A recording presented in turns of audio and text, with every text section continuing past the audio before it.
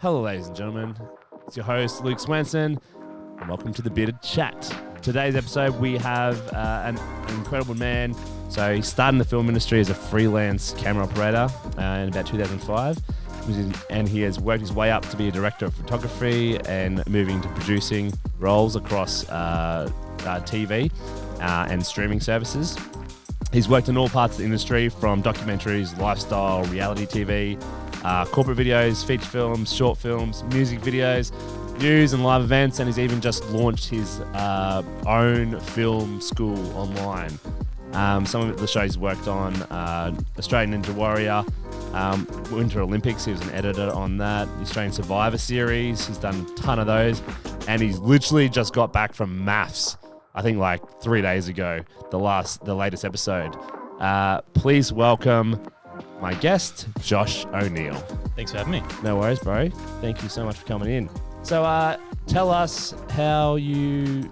we'll start at the very start. You went to school. Whereabouts did you go to school? Where did you grow up? So I grew up in Melbourne, out in the Dandenong Ranges, so a place called Belgrave, so most famously known for Puffing Billy, which is the train. The train, guys. The train place. There's a lot about Belgrave, but... yeah, so it was good part of the world to grow up. You know, a bit of space, a few acres, motorbikes. You know, just a bit of a rat bag kid. You know, running around, and wasn't riding motorbikes. So I was just locked in my bedroom drawing pictures, and that was pretty much my upbringing. Just doing a combination of creative shit and causing trouble, really. Yeah, I didn't think you'd be actually. No, you did tell me once that you were a bad boy back in the day. So I don't know if I was a bad boy. I think my mates were bad boys, and I just hung around with them. You're the good person on the side. I was the good influence. The angel on the end. Just stirred the pot and watched them get up to no good. And so, when did you realise that you were interested in like film and photography?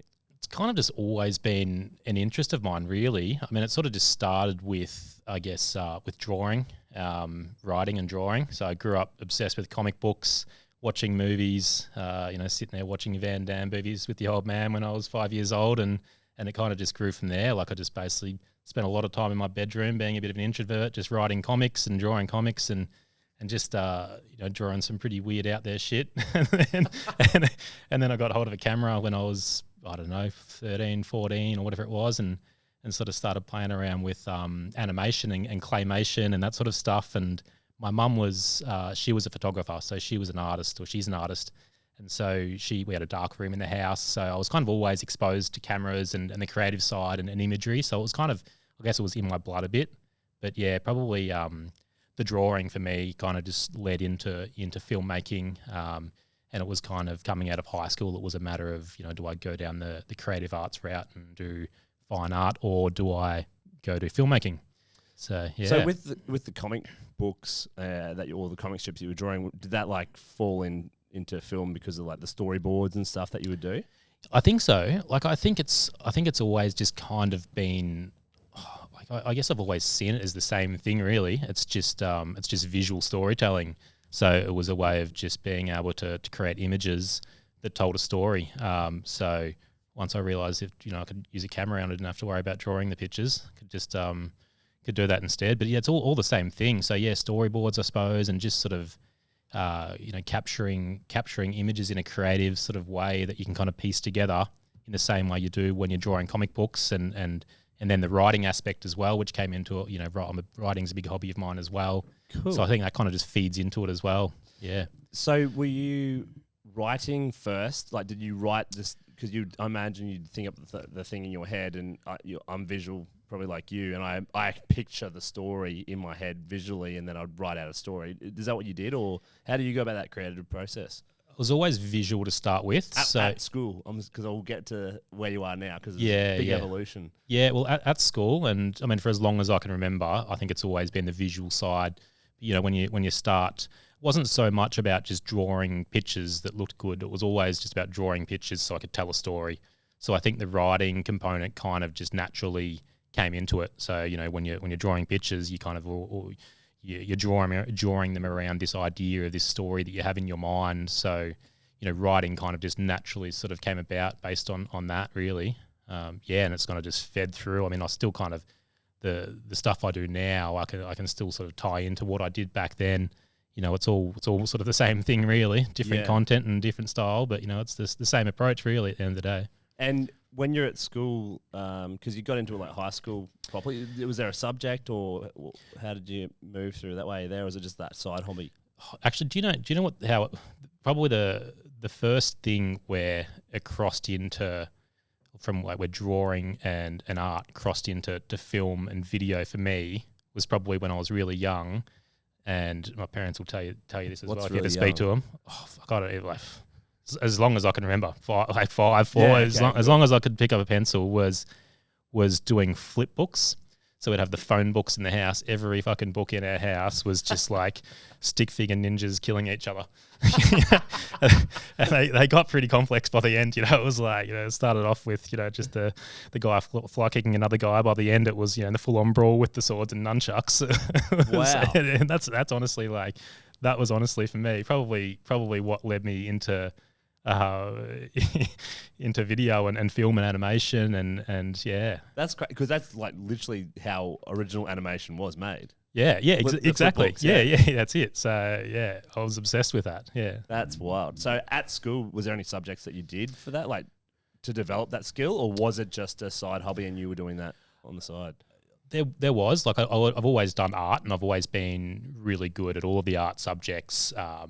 And then from there, I think when I was in high school, there was media or something in year 10. So, I jumped straight on that. But it wasn't really, a matter of me sort of studying it, and that's what got me more involved in it. For me, it was what I was doing anyway. I was drawing in English and maths class in my record book anyway. It wasn't really, I mean, obviously, I think when I got to year 11 and 12, my art grades were always really good, because I was, naturally a good drawer and everything. But I found that when I got to year 11 and 12, when the theory starts coming into it, my art grades start to drop, because I just wanted to draw fucking cool pictures. And, they're like, oh, you got to do an assignment on this and that. And, you're not expanding your skill set. I'm like, just let me draw pictures. So you finished high school, and what happened next? Where did you go? So I finished high school. Oh, before you did that, was there any mentors that you had during school that influenced you to keep going in that direction? Not that I can think of, strangely enough. I mean, there was people that I aspired to and looked up to. There was film directors and films that I loved. But in terms of people that, I can't really think of anyone. I mean, it was kind of just.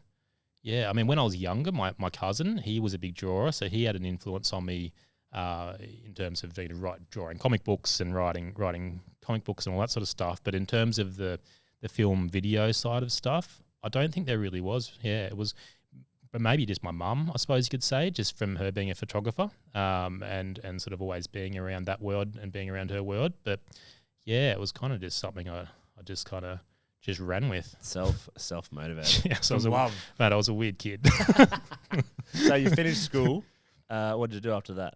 What was the direction you took? So finished school, and I kind of had this dilemma. It's like, do I go and study fine art, or do I go and do film and television?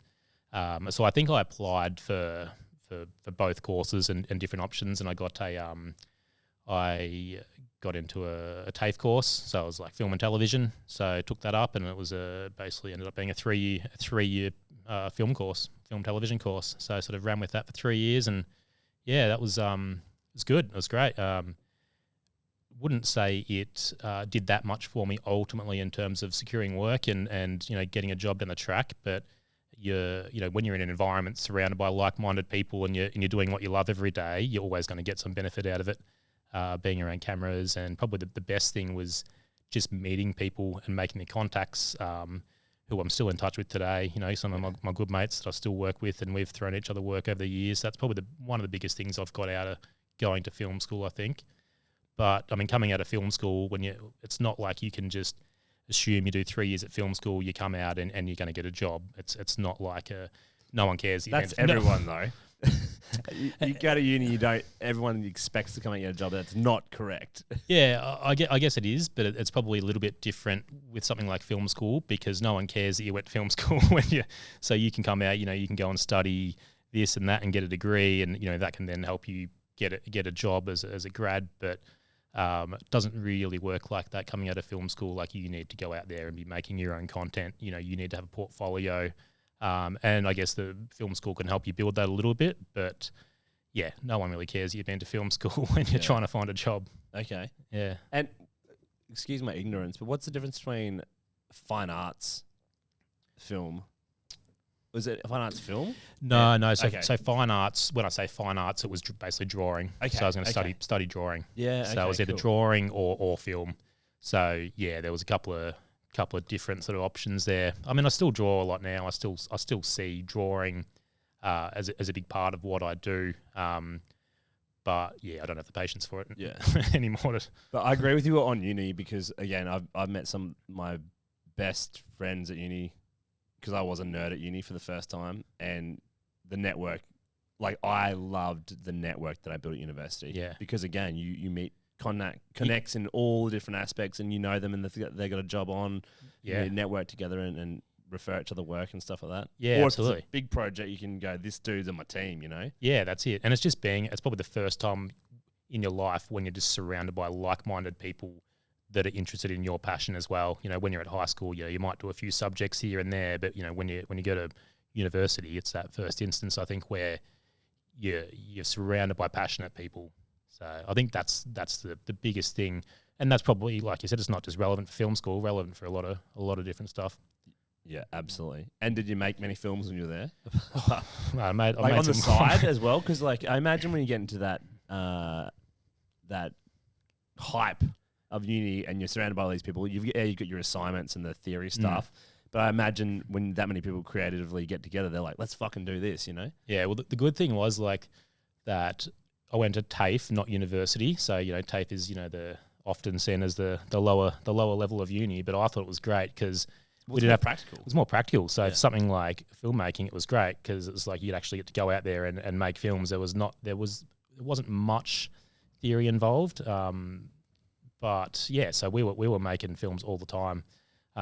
So yeah, we made, and it was good, but they'd let us go make whatever we want. So making horror films and making action films and all sorts of random stuff. Yeah. Just with your own actors, like I think doing it yourselves and stuff before. No,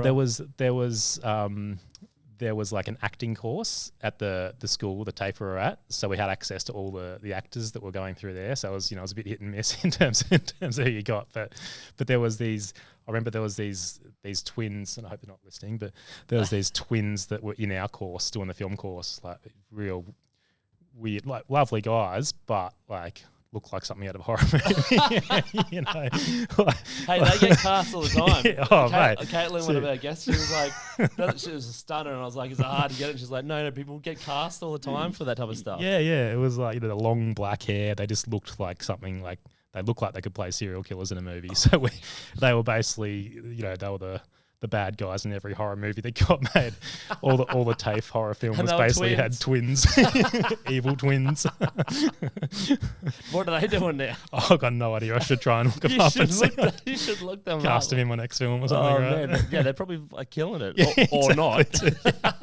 Literally killing it. No pun intended. Yeah. So you graduated from film school, and then what do you do when you get out of there? I went and what did I do? I went and pretty much got a loan for 12 grand. Did you? Yeah, straight off the bat. I was like, fuck, I think about money. You want to get a loan? Had no money. Didn't even have a job. I went and got a loan. I don't even know how I got it. How the fuck did you get it? No, I think I did. I think I was working. No, I was working at Blockbuster Video. Actually, that's not true. Amazing. Got a loan Back in the day. Yeah, stealing DVDs. That's great. Yeah, went and bought myself a camera, Sony Z1 camera, still one of the greatest cameras I've ever owned, and just went and started shooting stuff. I think it was just it was a combination. So I went and got the camera and just started shooting stuff off my own back. So just doing more films, doing little docos, all that sort of stuff. But then also just emailing every possible production company and every person I could possibly come across involved in the industry, just hassling them for work. Hustling for work. Hustling for work. Hassling, combination of the two. Yeah. But, it was that mindset that's like, if you email enough people, you only need one to say yes. And that was pretty much the case. I think I got about 2 or 3 that said yes. And then from there kind of just got got some early freelance work as a camera operator, just shooting some interesting stuff actually for a grad. I got some interesting jobs. I think I was doing some jobs for Mercedes and like doing stuff for like the MotoGP down at Phillip Island and cool. And I don't know what I was doing. I was just running around the camera like I was always good at. I've always been good at just capturing nice imagery. So that was kind of just for me. It was great. It was just fun. Did a bit of work for an educational company making just all sorts of like bizarre educational DVDs and all sorts of topics. So yeah, I kind of just did that for a while, but it wasn't sustainable and it wasn't consistent enough that I could make a proper living out of it. So I think I spent a year.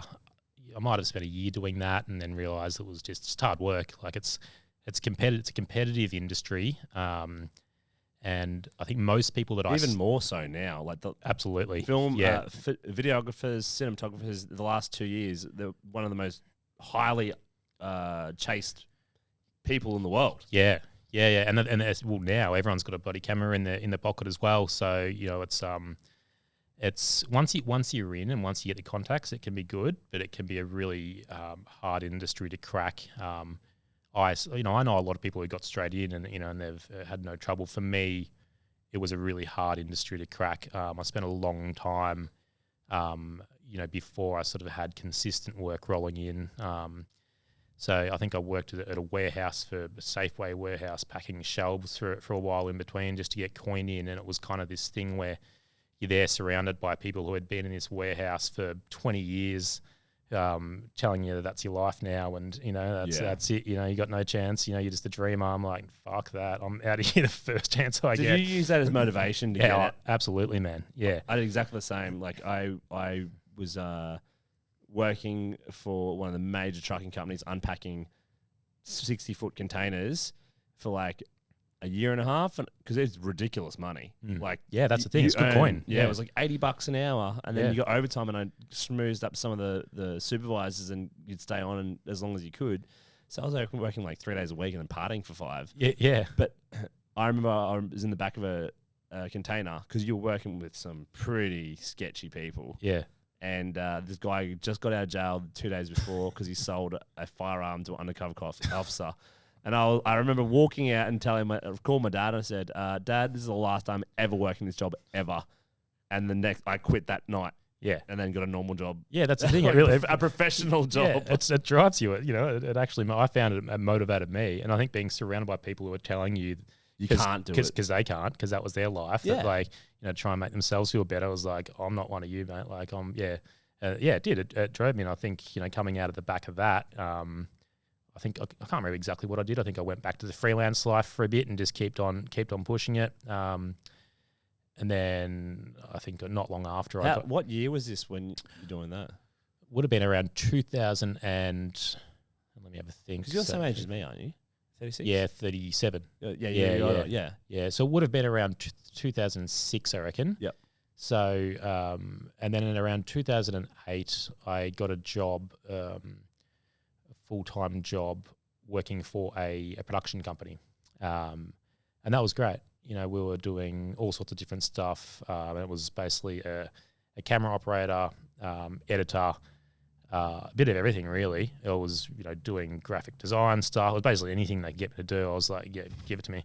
I didn't know any better. I was like, yeah, whatever. And they had good cameras and good equipment, and we're always just shooting stuff. So that was good. So I spent 2 years there doing that. And you were editing as well? Editing. Yeah, okay. And that's a thing. In a team or just by yourself? Just by myself. Yeah, so okay. yeah, it was kind of, there was a couple of other people that would come in here and there, but I would basically, it was my job so the boss of the company, he would write these educational video scripts for, a range of different clients. We'd do like corporate videos and that sort of stuff as well. And then we'd go out as a team. He'd sort of act as the producer, and I would shoot them, and then I would go back and edit them and do that sort of things. So that was a good insight into the corporate video production world. And then from there, that's kind of where I suppose my career kind of probably started. I'd had a lot of experience before that doing freelance jobs and everything, but as I mentioned, it wasn't really consistent enough to. So I think from there I got Actually, sorry, jump back a step. Prior to that, I was doing some interesting freelance work for a bit. I think once I came out of the back of this warehouse job, I was working for a company called Poker News. So I was traveling. Poker was fucking on fire then. Yeah. From like as we were graduating, like 02, 03. Yeah. That's when it was party poker and everything was going off. No, it was great. And that was a hookup through a guy that I went to uni with. So he did some work for him and he passed him my details. And then I spent a year or however long it was just traveling around with Poker News, his company. And it was awesome. Like we'd just go and go to all the big poker tournaments. So we went to, it was the ones in Australia, but we went over to Macau, went to Vegas. Hell yeah. Spent 2 weeks locked in a casino just covering the poker.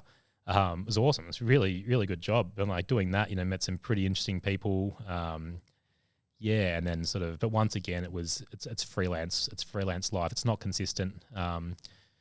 If you got to be passionate about it when you're doing this work, especially starting out, because if you're not willing to face those years of not having consistent work, you're not going to make it, because it's a sort of thing that you've got to be doing, whether it's work or not. You've got to be doing it. You've got to love doing it, because it's too hard to push on through when it's you don't know if you got a job, what jobs you got coming up the next week. Let alone 2 days down the track half the time. And it's always the last minute phone calls, so you can't plan, you can't do anything. So if you're not passionate about it, it just doesn't work out. Well, that's for any business as well. Like, because it is your own. When you're a freelancer, you are self-employed. Yeah. So you're literally hustling to get your next job. You just get to choose your work essentially, or chase after what you want. Yeah. But nothing changes. Like if you're gonna do something by yourself, it's fucking hard. And that's why you hear all these people say, "You need to love what you do," because when it gets fucking hard, and trust me, guys, it gets fucking hard, and like to the point where you're like, "Why the fuck am I doing this? I need to walk away." Like, want to give up. I can't even get out of bed. But if it was easy, would you do it? I don't know, you probably would. I don't know. Everyone does easy things, but that's always the limiting factor that separates the good from great. And it's that line when it's so fucking hard, you're like, why am I doing this? I'm ready to give up. And then you give up, and you could be one phone call away. You could be one day away from closing a deal. You could be just, I always go back to that meme that's on the internet of that guy with the pick digging through a tunnel, and he quits. And it's literally right there. 1 millimeter, and there's like the rest is all diamonds. Yeah. And so, but again, it's always a story. You hear it from every single person. Yeah. It doesn't change what industry or what line of business you're in. Yeah, absolutely. Yeah, and that's definitely. It's definitely true. Good. Did I just it myself? Ah, thank you.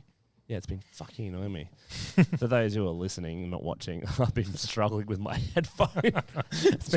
Fumbling around in this chair. Look like I've been doing contortion while speaking with Josh. I thought he was just drunk. One bit. Thanks. That's right. So you got your freelance job on that. And how long did that go for after? It was on and off for, I think that the Poker News stuff was on and off for about a year.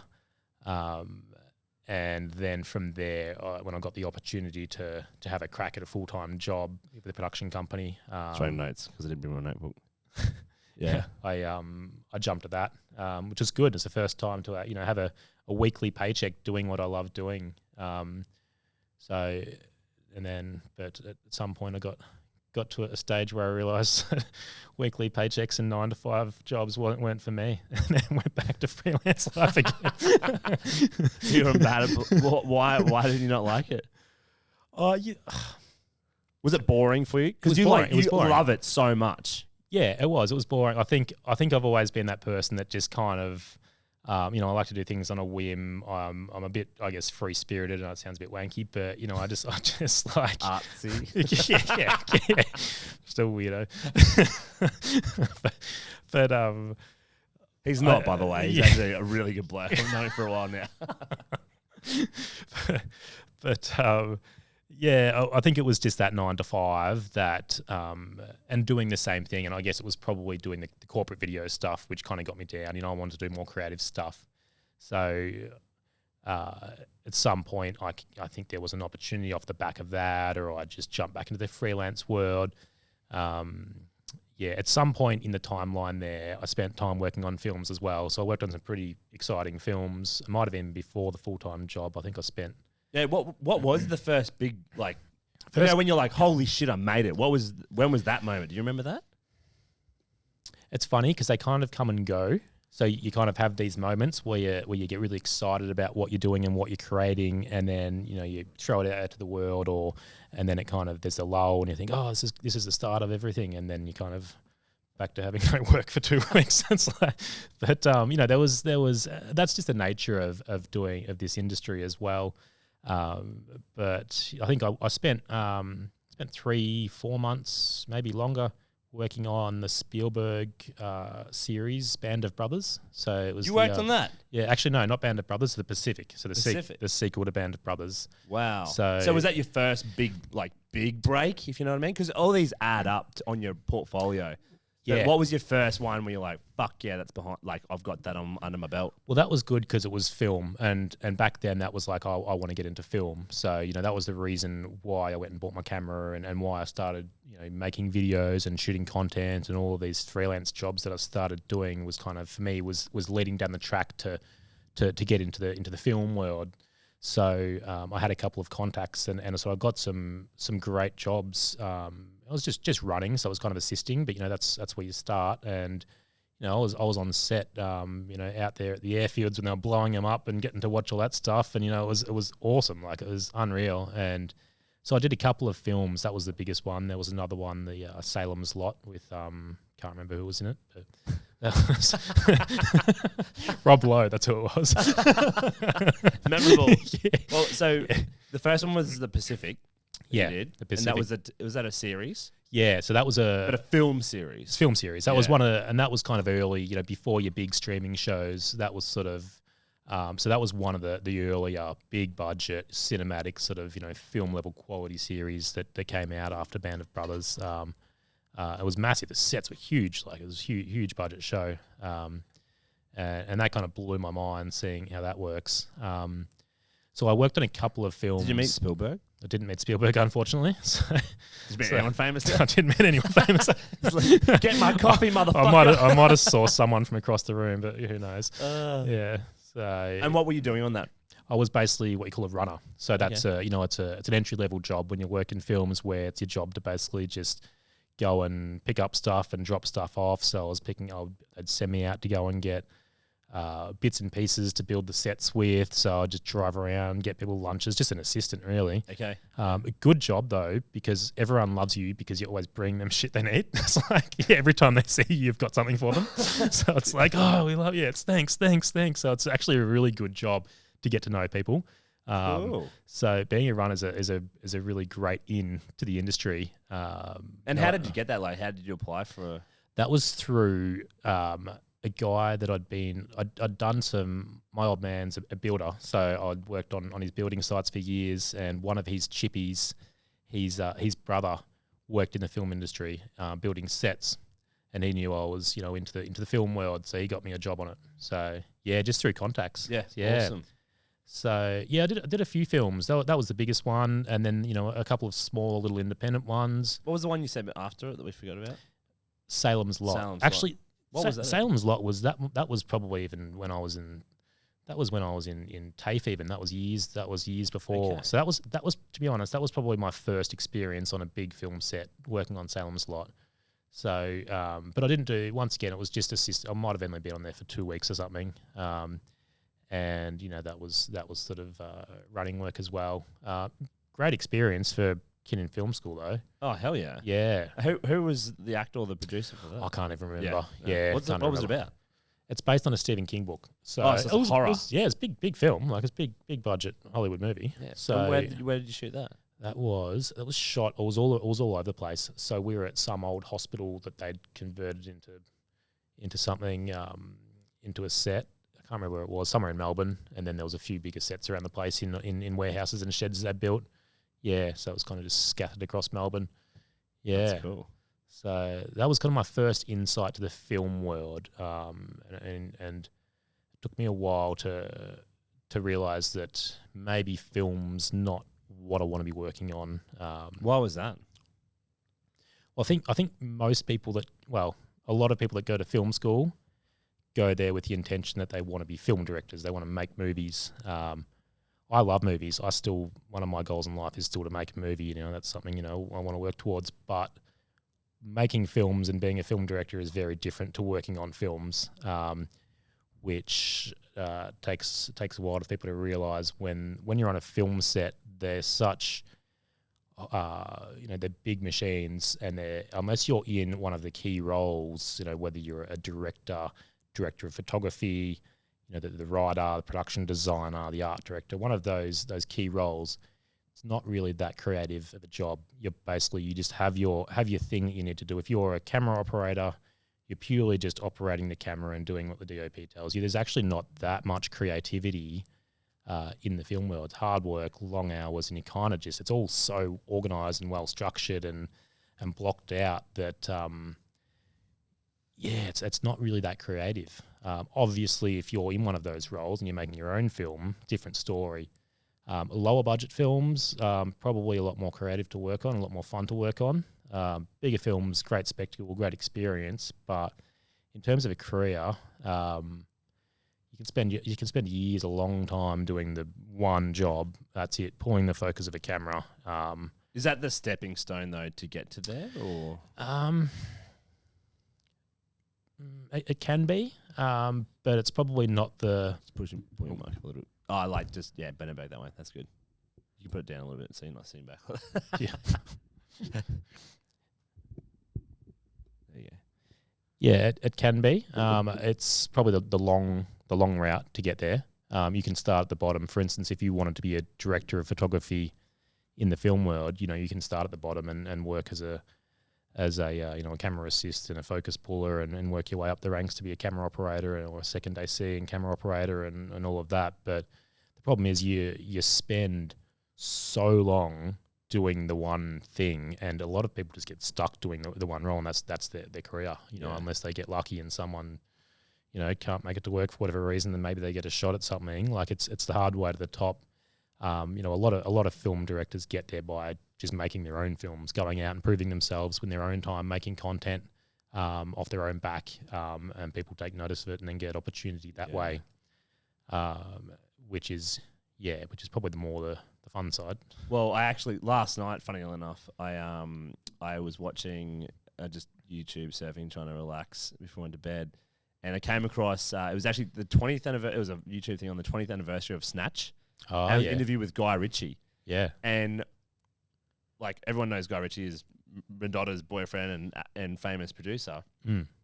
But Snatch was actually his second film, and after Lock, Stock, and he was talking about because he had obviously Lock, Stock was a huge success. Yeah, and I didn't realize he has full dyslexia. Does he? Didn't know that. Full dyslexia, cannot write for shit.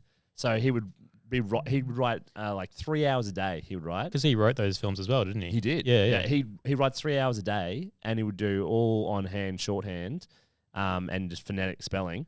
And then he would either pay someone to translate it and put it into a script, or in the end, he ended up when he got computers because it was in the 90s. Yeah. He was banging it out. He's like, I can type like a motherfucker, but it's all wrong. Just writing letters. So he was 26 when he did Snatch, and he said they did Lock, Stock on 300K. Yeah. And he said he got 10 mil for Snatch.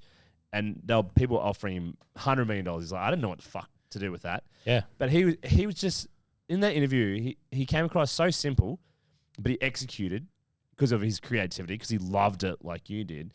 And he just, even the people he picked out, he would write those stories down, and then he was picking people by either their voice or like the guy from Snatch with the glasses, one of the bad guys, glasses in the teeth. He's like, I picked him for the teeth and his eyes and his voice. And then the Tyrone, the big black dude, Tyrone, he met him in a paint shop down the road from him. Oh, really? And he worked at the paint shop. And he's like, if I ever make a movie where I can fit it in to him, he's on it. And he just pulls these people together, and all different genres as well, with the freeze frames and the credits, or when they're introducing the characters. Yeah. like it was just amazing. And Yeah. I said he took a risk. What I think it was like 23, 24 when he did. Yeah. 24 when he did Lock Stock. Well, that's the thing. Like, he's not getting to where he is now by working his way up the chain. He'd be doing that for another 20 years before he got the shot at it, really. So, yeah. When did you? Because like again, you had all that background in film and cinematography. When did you realize that you wanted more of the creative side, like the director or producer side of things? Well, I never really sort of saw myself as a producer. It's never something I really aspired to do. What is the difference? Sorry. What is the difference between a producer and a director? Because I know everyone's like, oh, yeah. No one really actually fucking knows. No, I don't even know. Producer's an ambiguous term. So if you're talking about producer in the film world, with scripted content, as producer will often refers to the people that either providing the money or finding the money. So, executive producer is the person that's forking out the cash. Okay. Producer, if you're a producer, you could be chasing the people down that fork out the cash. When you get into the TV world and the video production world, it changes a lot. So depending on the job and depending on the show, the role of a producer will change a lot depending on what you're doing. But generally speaking, the role of a TV producer is to organize the content, organize the structure, the shoots, and work out, what it is that you're actually going to be shooting, how you're going to shoot it, how it's going to be pieced together, and just, I guess, project managing, really. It's project manager. Yeah, okay. So you're looking after all the logistics of it as well? Or do you, like if you're in a team of like 10 for a small... Generally, you wouldn't be, but once again, it depends on the size of the show. So most TV shows, though, no, you wouldn't be. Like, you'd have what they call a production team. So you'd have production managers and people that organise all of the logistics. They do the call sheets that get sent out. They organise, permits and all of that sort of stuff. So as a producer, your job would purely to be to work out the story of what you're shooting and what you're capturing, break that down, look at who your characters are, who your talent is, work out how you're going to integrate them into the story, then work out what you can actually capture, that's going to convey that. Then find locations that are going to be interesting and relevant. Are they trying to generate cash as well, like in film? No. Okay. So that's all done by other people. So which is there's a lot of different producers. So in the TV world, you'll have executive producers, you'll have series producers, you'll have story producers, you'll have associate producers, casting producers, challenge producers. There's a lot of different producers. So generally, different producers would focus in on. It's just the artsy word for project manager. Kind of, yeah, pretty much. You have your department that you work in, and you kind of oversee that department really. Project managing, but it depends. Like I spent, when I started in the TV industry, which I kind of just naturally just fell into by accident, I suppose you'd say. I was making, I had a bit of a production business and I had a few clients. One of my clients was a good mate of mine. He was a kickboxing promoter, and he was also a commentator for Fox Sports. So he was basically running these kickboxing event shows that were being broadcast on Fox Sports. And so the production company that were doing the production for his fight shows, they were developing a fight sports panel show for Fox Sports they needed to make. And my mate, he was hosting it. Who is it? Who's your mate? Mark Castanini. They call him Hammer. That's his name, his ring name. So he, I'd been doing a lot of work for him and I'd known him for years. So he put them onto me and they gave me a call and brought me on as a producer because I knew the fight sports world very well. And that was my first sort of entrance into producing and the world of broadcast television, really. I came into that not knowing anything about TV and the broadcast world. I didn't even know what a bloody producer was. I was just like, yeah, give me a camera, I'll go and shoot some shit. And that was kind of my approach. That was actually that. They were all like, they'd been, it was a big production company. Now they're massive, but I still work with that production company. That was Eddie McGuire's production company. Yeah, wow.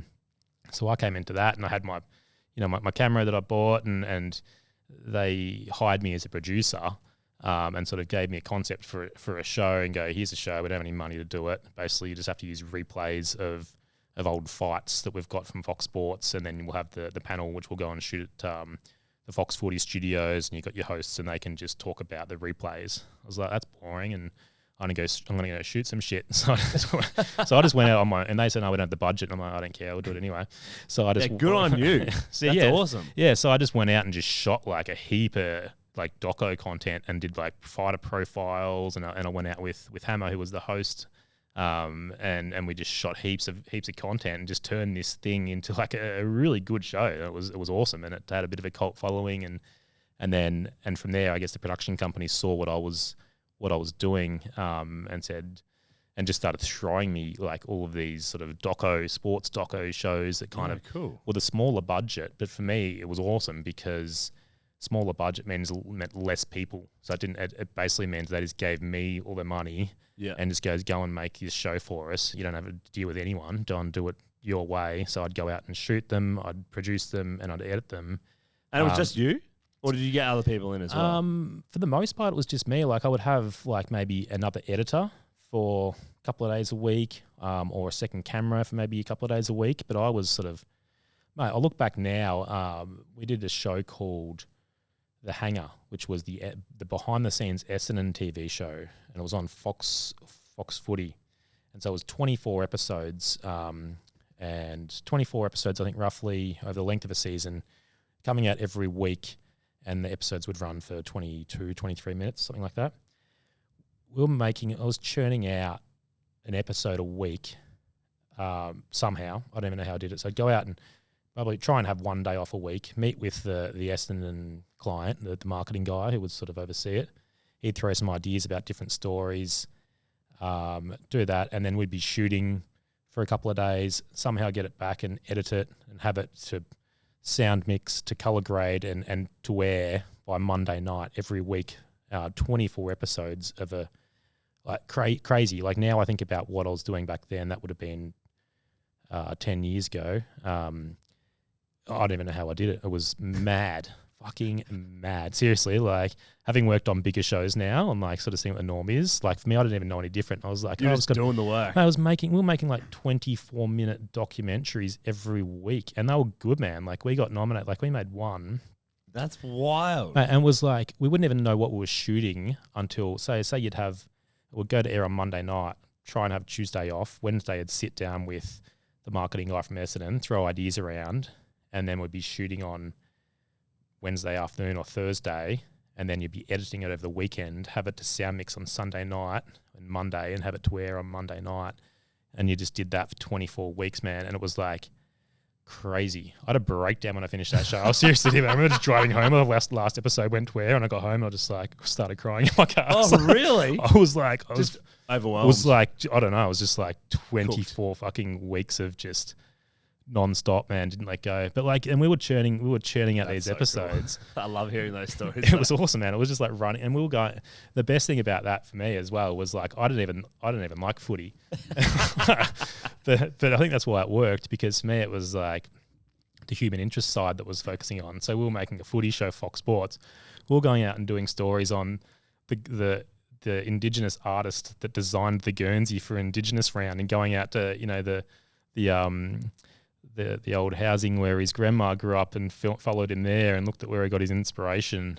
We did an episode on, a kid that broke his back playing local footy. The only connection it had to Essendon was that he went for Essendon. Like, not even joking, that was it. So, like, we went out to his farm. He'd just broken his back like 5 months prior, and he was still going through rehab, and we followed him. Like, you watch that now and you think we shot it over 3 months, man. We shot it in 2 days and edited it in 2 days. I got nominated for Australian Sports Media Award for that. Oh my god! We're up against like a doco narrated by fucking Russell Crowe, like these big scale docos, man. We turned it around in 4 or 5 days. That is insane. Unreal. Yeah. Oh my god! It's like 1 of 4 like sports documentaries that got nominated around Australia that year. It was like literally made. Who won? Russell Crowe. But that to be put up alongside something with probably $1 million+ budget Yeah, that's the and thing. big Hollywood actors, and you're nominated. That's amazing. Yeah. So that was interesting. And then I did a couple of shows like that, and then kind of just through that production company fell into the reality TV world, and that's kind of where I moved into the big budget sort of TV shows, and it's kind of led me to where I am now. But looking back now and having done quite a lot of sports, like bigger budget sports documentary shows for streaming platforms and stuff, and comparing what we're doing now to what we were doing back then with like nothing, it blows my mind. I'm like, far out. But I think it's that old idea, and it's probably relevant for any industry as well. When you don't know how you should be doing things, What's that innocence? you don't know what the hurdles are, so you just do it. So you don't know that that's crazy. Well, it's not even a hurdle. It's just the work. Exactly. You create these hurdles for yourself by just having this expectation about how things should be done, and so you kind of, it's these mental blocks you put in the way. So I think back now, it's like, how did I do that? It's like, well, I didn't really know any different. That was just, I didn't understand that the proper process. You just did it. Now I'm like, it's impossible. Is it really? No, it's not. It's just kind of you've just been ingrained that there's got to be all this. You need blah, this blah. and that. Yeah. Okay. So, do you think it should be like the way you did it? Because it's not sustainable, obviously. It's not long sustainable, term, but it's there's an element of how we did it back then, which I still really like. I like that sort of minimal crew. I like to have a bit more time than 4 days to make something, but I like the idea of having like minimal crew. It's one person's vision, having the creative freedom to go out and kind of just do what you want and bring one person's vision to life, rather than these big well-oiled machines where everyone's kind of just putting in a little bit and looking at data and going, yeah, and it's kind of everyone's doing. You work on these big reality shows and they're great. I love them, but you're just a small cog in the big machine. You're kind of just chipping away at a bigger picture. So when you see the end product go to where, it doesn't feel like it's yours. It just feels like, I worked on that. When you watch those smaller shows and I've been lucky enough to do quite a lot of smaller docos since back in the day, when you have that sense of accomplishment, when you watch them back, you go, yeah, I shot that, I made that, that was my work. You don't get that sense really when you work on the bigger shows as much. Yeah, okay. Yeah. Before we go down the reality TV and what you're doing now, did you do any big blockbuster films after when you got? No, that was the last film I did was The Pacific, I think. Yeah, okay. I think I might have done some, like little small independent films that I worked on, but nothing big. Yeah. Nothing sort of. Yeah. Well, it's funny. I was watching an interview with the crew from Yellowstone.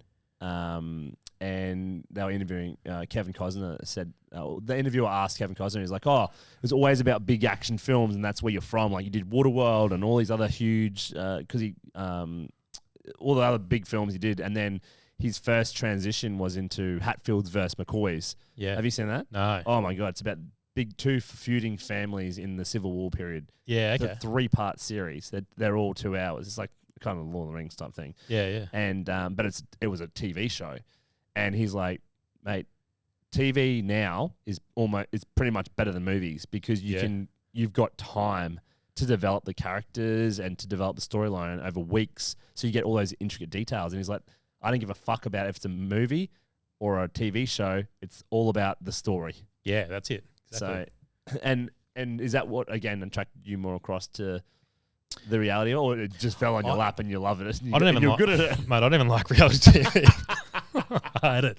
Did you like the sports better? Because you said you had all this experience in the fight sports, but how did you get into that? I loved the fight sports stuff. That's because I just grew up doing martial arts, and I've always been a fan of what fight did you sports. Muay Thai, so yeah, kickboxing. Okay, yeah, And that's how I met the Hammer. So he was my old trainer since I was a kid, since I was 12 years old. But probably even tied back, me growing up with the old man watching Van Damme movies, and kind of got me into martial arts. And then, I was always just really interested in I think I started off doing Kyokushin karate, and then went and did Muay Thai for a long time. Went to Thailand a couple of times and trained over there, and had a few amateur fights and when I was younger, and yeah, so I was like, I love the fight sports world. I still do. Like I still. Yeah, it's great to watch. Yeah. So it's for the me, closest thing to Gladiator these days. It really is. Yeah. So and they've even got that. Have you seen those the bare knuckle fighting Oh championships? yeah. That's brutal. It is brutal. It's way shorter than I don't like that it's not as technical. Yeah. They're getting pretty good, though, some of the fighters. I've seen a few of them. They're pretty interesting. But it's that blood. That blood sport, that violence that people are always attracted to in the end. Yeah, but they're athletes. I always liked it not for the violence, just for the athleticism, I think. 100%. Yeah. But, working on a show, like a doco show, doing something like a subject that you love is awesome. So that was I think that was my first broadcast TV show that I worked on, and probably one of my favourite I've ever done. We're doing docos on Danny Green and Mark Hunt, and it was awesome. It was really cool. Footy was good, but I'm not a huge footy fan. But once again, it's not so much about the sport; it's about the human interest side behind the sport. That's what I find interesting. Yeah. Well, I read that you had worked on the Serena Williams. Yeah. Documentary. Yeah. Can't say too much about it. Got say what you can. Got NDAs coming out my ass. Oh, but really? NDAs, yeah. Actually, I don't know. I'm sure I do. Whatever is out on camera, you can talk about, I suppose. No, it's not out yet, so it's unreleased. Yeah, so I don't actually know what's. Yeah, but I did work on that. That was. I think. How was she like to work with? That was awesome, really interesting. Because she's one of the best athletes of all time in our sport. Like that's what was weird about it. I spent a couple of months working directly with her, basically almost living with her and her family. Really. Yeah. Wow. With the camera in her face the whole time, and everything from filming her jumping in the car, getting ready to go to the Australian Open, down to putting her daughter to bed, sort of thing. FaceTiming her mates, that was. What's it like being around a person like that? Because they're always put on this pedestal, like they're fake almost, Yeah, you very quickly just get the feel for they're just normal people, and yeah, I mean you can't really be a fanboy when you're so it's documenting. Yeah, so it's fascinating. I mean, I think the most fascinating part about it is that they're just so normal, which is of course they are. But yeah, that was really interesting. So yeah, and is it weird when you're documenting someone like that, and you're almost gonna be a fly on the wall? Is it weird for you? Like, how do you feel when you're doing all that? Not really. No, you just get used to it. And it's good when you work with people that are experienced and have been around cameras for a long time, because they make it a lot easier for you, because they just let you do your thing and they're not looking over their shoulder. They're not aware of you, so you can kind of move around and do your job without worrying about what they're thinking. They just let you go. So that's that wasn't strange doing that job, because she's so used to cameras and everything. Other jobs you've worked on doing, like observational documentary, can be really challenging at times, because a lot of the time you're shooting people in situations that don't want to be necessarily on camera, or you're just a pest in the corner with the camera. Sometimes that's what it feels like. So we'll lead on to the next one. So you're at the moment you do big reality TV shows. That's like what you're specializing in at the moment, really. Yeah, well, I do a mix. I spent a long time.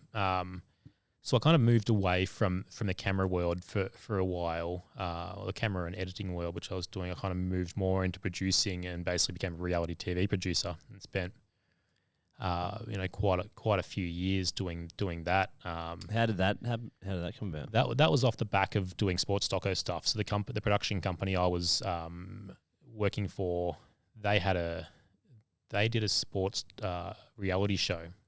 So it was called The Recruit, which was like an AFL reality show.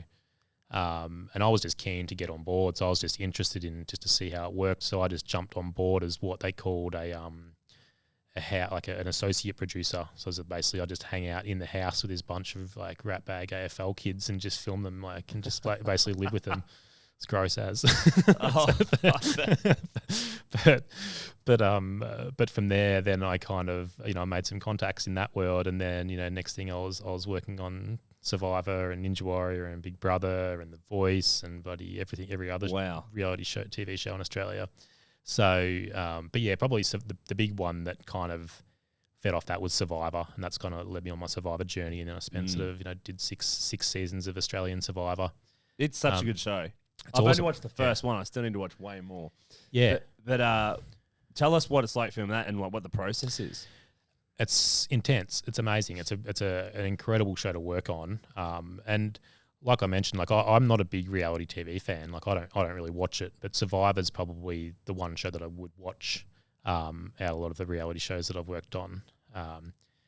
It's just such a big, well-oiled machine, Survivor, and it's a huge production. And I was working as a story producer on that show, so my job was to basically be out there on location with them, following the contestants around as they go about their day.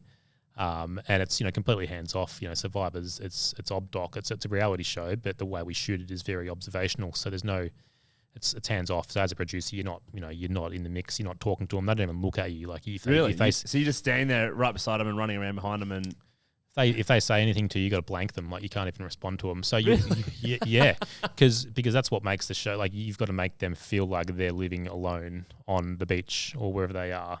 So you're just observing and listening to them and trying to piece together the story, because it's quite a complex show and there's a lot going on. Yeah, because you get to see like when they hide an idol, whatever, and then watching these people stitching each other up to try and win, and you're just sitting there doing nothing. Yeah. So, and one of the biggest challenges of working on a show like that is to be straight-faced. It's really, you've got to be, there's a lot of psychology behind it. You're working with some smart people, there's some smart contestants on that show that try and read you and try and get information out of you, but you can't give away anything, So that's a fascinating show to work on. And, your job is you're basically hanging out with your best mates, because, the producing world, the reality TV producing world is a very close group of people. And you get to go to work, go to a tropical beach every day and hang out with your best mates, like spying on people. It's great. So when you're there, how many people are on your crew? Is it? Oh, it changes, but because how many contestants are there in Survivor? 20? I should know this. 24, I think it starts off with, roughly around that. Yeah, because there's a lot of contestants that cover all the little nitty gritties and the stories. Yeah. Do you go around and go, oh, this person's interesting, or do you film everyone and that's all done in the editing room to pull out the best bits? Yeah, you kind of cover everything. It's well covered. Yeah, I'm kind of like, I'm limited as to, I guess, how much I can give away. Yeah, absolutely. Yeah. But it's a well covered show. So it's It's me being nosy. I'm just sitting back, like, I wonder if anyone from work's watching this. Fucking hope not. No, he's on all good. these NDAs. I'm like pushing the boundaries. So it's all good. No, never signed them. No, but I suppose I'm trying to look at it from a person listening to this who wants to be in the film industry, as well as just our normal listeners, because it's so fascinating. All we get to see is the final product. We don't understand all the hard work and how it actually happens. It's like us with our products. Everyone thinks it comes out of a machine. Like the boxes that you have retail, they're all folded by a human. Before they go and sit on a shelf. It's a process that goes into it before the viewer or whoever the purchaser gets to experience it. But it's there's a lot of work that goes into it, and that's the thing with reality TV. It's like you've got days of filming of content that's being cut down into 45 minutes or whatever it is, 90 minutes or whatever the episode is. So and you've got heaps of cameras covering content. So yeah, everyone's like, is reality TV real? It's like, well, I mean, first of all, like Survivor's more real, I think. If you look at something like Maths or Bachelor, it's far more structured. Yeah, well, I mean, like, it's kind of, it is, but for me, it's always like an obvious question. It's like, is reality TV real? And it's like, well, they didn't just decide to go hang out on the beach and go to challenges because that just happened. Like, obviously, it's set up. Yeah. Like, is The Bachelor real? It's like, well, they just didn't happen to find themselves in a mansion with roses. It's like, of course, it's set up. Like, that's the whole. Like, that's the show. I it's suppose set the up. Storyline, though, and like how much a producer pushes it. Like, how you have your antagonists. There's always someone who's a shit stir on the show, and then you have the darling that everyone's going for. Is that deliberately set up on those types of shows, or depends on the show? Like I tend to. I've worked on dating shows. I've worked on one dating show as a producer. Mm-hmm. Never do it again. Swore to myself. Never do it again. Why? What's like?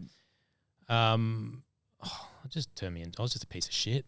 Like it's just like. How so? Elaborate. You're like. By the way, Josh is like the nicest dude in the world. Yeah, but you have to. It's not. And look, this is a show going way back. I'm not going to say what it is, but it wasn't Maths. It wasn't The Bachelor. Yeah. But it was like. It's not for me. Like you've got to throw your morals out the window, like to an extent to get like controversy, because I know like that sells and everyone's like and gets all over it. Just to stir the pot. Really? You just a big part of your job doing those sort of so shows. Like rolling down and go, hey, Susie like touched your man, and then walking away and you're like, what the fuck? Pretty much. I'm not even joking. But that would almost be fun though. I'd have a blast doing that. Oh mate, that's what I mean. It's good fun. Like I think that's the problem is you get so caught up in it, and it's your job. So you have this job to do where you've got to create story, and you've got to, especially on some shows more so than others where it's a bit more manufactured. I'm not talking about the big popular ones. Maths and Bachelor and that. Just this, my experience was it was fairly manufactured. It's still real in terms of the people are still there. They're still having real conversations, but you're just trying to get as much drama out of them as possible. Yeah. What about something like Big Brother? Because that's just a house and they don't see anyone. Big Brother's different. Big Brother is you can't you're not there. They're basically in there by themselves doing their own thing. Coming up with their own ideas. So the only connection that they have to the outside world is the voice of Big Brother. So it's a very different way. In the way that show's produced is very different. It's all about. It's an interesting show. Tough show to work on. Like it's great fun, but tough show to work on. Because what's your role then? Because you're not filming then. Well, that's the thing. Like as a producer, there you're in a control room. So it's a control room setup basically. So it's where you've got the biggest it's like voyeur room in the world. Hey, seriously. It's like you're just in a room full of just screens. It's like a boiling pot of intensity, just with headphones on, with 10 different people trying to talk to you. And really, so who's talking to you in these rooms? Like everyone. It's just it's a team, because it's all for me or an outside person. It's a house full of cameras, and it's like one big setup, and you're just recording everything. But like, what goes on behind the scenes? Can you tell us anything about that? Or? Yeah, like a little bit. It's you've got a lot of people that are working on the show. So once again, you've people that are watching, because is it live edit like this? No, so Big Brother's now it's done in post. So originally it was live, but now it's done in post. So you've got people that are in charge of cameras, and people that are working with them. You've got people that are listening in to everything that's happening, and taking note of it and writing it down. You've got people that are directing cameras. You've got people that are overseeing story. People that are you've got a lot of there's a lot of people in one small room, and everyone wants to know what's going on, and it's high intensity because you can't direct the housemates. You've kind of just got to let them go. You're always trying to keep up with them, and everyone wants to know what's going on at all times, and it's intense. It's an intense job. Yeah, it's fun. What was your role in that one? I was what you call a stream director on one of them. I was story producer and stream director. So I would sort of come up with, it was my job to track story and watch what's unfolding and piece it together into a story that then gets presented to the audience. As well as that, I was directing the setup cameras, directing basically them and following contestants. Are you actually working the camera? I did a little bit of it, yeah. So that's what I did when I was on site. But all of those shows as well, like it's probably worth mentioning, leading into all of those shows as well, I'd kind of work as a camera operator. So I would jump, in what they call the pre-production phase, the planning before the shows kick off, I would, they'd send me around and to shoot all of the backstory content. So I'd go out and spend a day with each contestant or a couple of days each contestant, and it was my job basically just to film them. and get all the stuff that's used in the backstories, the promos, the commercials, and stuff like that to showcase them outside the actual show, which is, for me, I still do a lot of that now. It's one of my favourite things to do on those shows because you're just running your own race. Really creative, running your own race, and you don't have to really answer to anyone. But then coming across to the show, then you get to jump into the producing role and story producing, which is really interesting as well. So it's a good mix. So I think for me, that's what sort of kept me going over the years, doing a lot of reality TV. I'm not a big fan of reality TV, watching it, but working on it, I love it. It's fun. Yeah. Yeah. It's not creatively that fulfilling, but I think being able to do both roles and be a camera operator and shoot the backstory and promo content and travel around to just cool places. I'm on a plane every second day going somewhere you just wouldn't be going otherwise, and just shooting really interesting stuff. It's cool. It's a cool job. Yeah. With Survivor, tell us a funny, is there any standout moments that just pick in your eye? Because how many seasons have you done with them? 6 seasons, or seven seasons. I've worked on in total. 6 seasons I've been over there and done. So I've done because there's some interesting characters there. Yeah. What has been your favourite moment that you captured and you've had to stop laughing, or you're like, holy fuck, this dude is killing, or girl is just killing it? Is there one moment that stands out? It's probably not one moment, but there's probably I guess or a person, people. Yeah. So anyone that's watched Australian Survivor and knows that you'd know Luke Tocky, and Dave Genet. Anything with them, there was times where I would be in stitches. The first season, you can't laugh though because you've got sound on. And I'd be laughing. You just can't help it. What do they do? They're just characters. They're just funny guys, and they're just up to no good. So that's why Survivor is really interesting, because it's like a game, but there's no animosity. So you can be a villain on that sort of show and get up to no good at all, and it's awesome. It's not it's not malicious. So they just cause so much drama. They just stir the pot and they just fuck with people. And it's so good. What? Give us an example. Okay, so the first season I did of Australian Survivor season 2. So I was working as what you call a night producer. Amazing experience. So it was my job to basically, when all the crews went home, I would have to go down there on the beach and just me with an infrared camera and just hang out with them and just film them, sit around the fire with them, and just not say a word and just film them. So you'd just be on this beach from doing night shift in the middle of Samoa, just observing them. So, and that season, that was, we had some really good characters.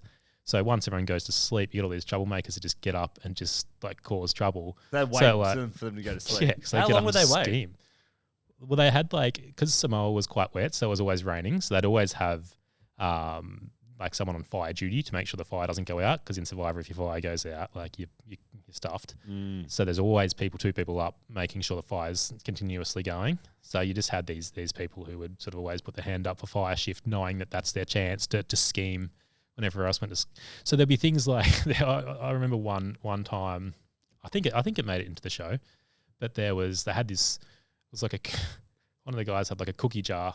This guy Jericho, who he ended up winning Australian that season. Yeah, wow. He had a cookie jar, or he found a cookie jar, and he didn't tell anyone. He won it from a challenge or something, I don't know.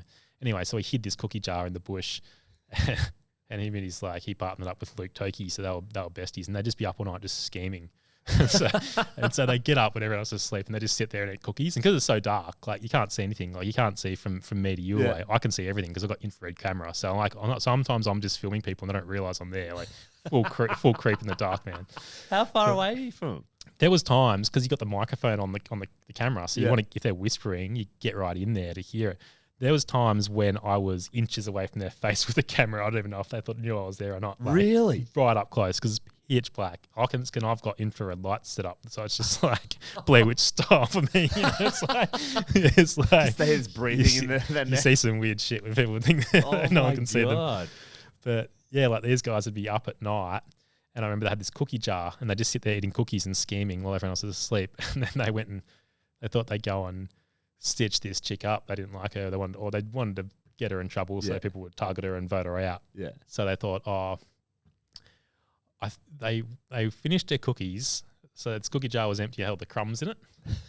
So they went and tipped the crumbs all over her, like a pillow and stuff when she was sleeping. So when people woke up, like it looked like she'd been eating, like she'd been up to no good. So people woke up and was like, and then when they wake up, she's like, Annalise, what are those crumbs on your pillow? It's just like, I don't know what you're talking about. And everyone's instantly thinks she's been up to something because just shit like that. Or there's so many. One of my favorite moments was, which was great. Luke Tocky, he returned again a few seasons later, and he had a clue that he found for an idol. And this was early on at the start of the season, so it might have been a week in. So he had this clue that said that there was an idol buried in the shelter or something like that. And so anyway, he held on to this clue. That idol had been found and played like weeks before. Anyway, there was an AFL player on it, Simon Black, who great guy, but didn't really know that much about Survivor, so he didn't really understand the gameplay aspect of it. So anyway, Luke Tocky, just because he thought it'd be funny, he thought like, this is 30, 40 days in or whatever, they're all like fried, like skinny as anything. I haven't slept. They're just like mentally fatigued. And Luke Tocky's one of those people who just thrives on that. Some people just go loopy. He thrives. He loves it. He went and I think this is in the show as well from memory. I'm pretty sure it is, but he thought it'd be funny if he goes and plants this clue that he still had, just like on a walkway in the bush on the way to the well, like hides it in a tree, just because you think it'd be funny if then someone finds it and then thinks there's an idol in the shelter and just see what they do. For it. Anyway, so he plants it in this tree and he's like hiding in the bushes, like, and Simon Black comes through and like gets it and like thinks he's found something and like runs off in the bush, and we're like running through like chasing him, and he's like all excited and he opens it and he's like, yeah, so got this clue for an idol. Anyway, like, and then because he has no idea about how to play Survivor, he just heads back to the shelter and starts ripping it apart in front of everyone. Everyone's like, what is he doing? He's obviously found something. He's looking for something, not being subtle about it at all. And at this point, he was like fried. He was just, he was like, anyway, of course, there's nothing there, but he just, it drove him fucking mad. Like, mate, he really? Just couldn't find it. He was become obsessed with finding this thing, and it was like digging holes. Like he got to the point where he couldn't find the shelter. He's like excavated the campsite, like digging holes like this, trying to find this idol. And wow, it was just you're just sitting back there watching him dig holes in the ground. And those boys, were they just laughing? Oh, they think it's hilarious. Yeah, it was hilarious. Yeah, just shit like that. Yeah. So how does it work when someone finds something and then you have to follow them off? They're running off. Are they like that obvious? Because you've got these camera people around you. Yeah, it's or do you act subtle as well? You have to like literally just be like, oh yeah, it's just following this person. Yeah, you've always got to be subtle. Like as your job, you can't give anything away. Do you know where these things are as well? Like if you see someone heading towards something, you're like, oh okay, and then you walk over and you start doing it, or is that all done by other people, and so you're observing it as well? I don't know if I can answer that. No, that's fine. But yeah, like it's a smooth operation, It's like put Josh on the spot here. It's a smooth operation. Like it's it's your job to on those sort of shows. You can't give anything away. Like you have to keep it as because it's as real as possible. Contest. Yeah, exactly. Yeah, that's exactly right. It's a contest. It's not it's that sort of show is as real as it gets. You can't give anything away. So the crews are well trained in that and understand that, and it's a very experienced crew that do it who know how it works. And you've got to be really careful about having your poker face on at all times. Yeah. Does anyone have a bit of a hanky panky on there as contestants? Oh, contestants. Yeah. You haven't showered in however long. The last thing on your mind. Didn't even think about that. Yeah. So, I'm interested to hear your thoughts. I'm not sure if you've watched it because obviously going back to film and the way that it's done, and the way things are moving as well as an industry. I've got into Alone lately. Have you seen that? I've never actually watched it, but I know the show fairly well. Yeah, so it's all self-documentation. They drop them in the wild. Yeah. It's like a Survivor, but you're not there to film it. Yeah, and I actually think it's a huge extra task that's unnecessary on these people. It's unreal. But it is fucking cool to watch because they are literally by themselves. Crazy. Like I've never watched it myself, but I've spoken to a lot of people about it and the production process and how it's done, and it sounds nuts. Like it's tough because when you're trying to set up cameras and self shoot stuff, it's like you're obviously taking away time from actually surviving and looking after yourself. So and they are alone. There's no group there as well. Yeah, like it's an insane show, but I found it very interesting, and the amount of content they get to actually put together. And I'm always, they have to have medicals later on down the track to make sure that they don't die or have too much weight loss in there. But I'm like, they have to be dropping off batteries constantly to them. But I don't like maybe like 20 batteries because they're always using GoPros and they've got a normal camera they use.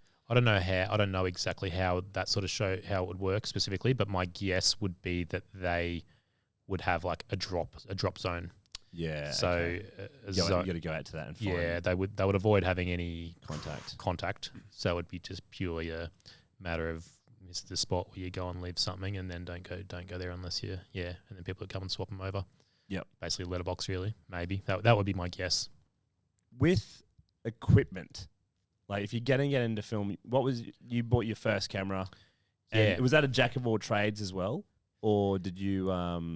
That was a good that was a good camera. What equipment do you need? Obviously, these days you get your phone, but if you're serious about getting to it, or even if you want to do it to start off with, what is some of the stuff you need, and how did you evolve your? Because you've got everything now. Like you're like. Yeah, I've got a lot of gear now, and it's an expensive hobby. I think you told me your camera's like $20,000. One of your cameras? Yeah, one of the cameras is $20,000. That's just and plus once you add on everything else, that's just the camera, not the lens, and all the other stuff. But you charge for it, so and that's a good thing as well. You know, when you can earn good money, and you can make good money. Once you get it, it's hard. It's a hard industry to break into, and you can spend a long time busting your ass and making inconsistent money. But once you get in and you get the jobs, you can make good cash. But if you want to be a camera operator, there's obviously a lot of investment you got to put down for camera gear and stuff like that. But if you're starting out, you don't need to go and buy a $20,000 camera, and you don't even really need to buy a camera. I probably recommend that everyone has a camera just so they can go and shoot stuff and in their own time and make their own content. But when it comes to working for production companies or whatnot, a lot of the time they'll have their own cameras, or you'll be provided with the camera, or you can rent cameras and things like that. But the thing with cameras these days, like the tech's changing so much that the image quality you can get out of a cheaper entry level camera is crazy. There's no excuse for not being able to capture nice looking content because your camera's not good enough. Because I mean, you can get bloody nice looking shots on your phone now. It's I remember what I was watching. There was a YouTube thing. It goes in behind the scenes of like 20 things you didn't know about that movie, and there was one movie. I think it was a movie with Brad Pitt in it or something. What's the one? It's got Brad Pitt and Leo in it. Once Upon a Time in Hollywood. Yeah. Yeah, and there was a scene where they had to get this shot of a plane thing turning on. Yeah. When your seatbelts go on. Yeah. And so they paid for a person to go on a plane somewhere, and I don't know why it wouldn't look modern in a 70s movie, but I don't know if it was that movie. But anyway, the shot was literally on a plane, and the dude had to catch a flight, recorded it on his iPhone Pro Max or whatever, and it was that good of a shot. They used it. Yeah, because they were trying to replicate it in the studio after they saw what it looked like. And they ended up using it.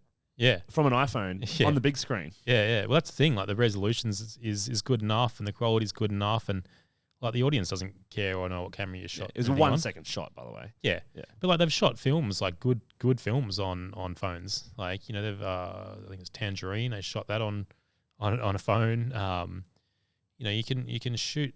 Well, Blair Witch was the famous one for. That was like a handy cam. But yeah, that's an example of. I mean, that was more playing on They weren't relying on nice looking shots or anything like that. But yeah, you don't necessarily need, like, the cameras are so good these days that they all look good.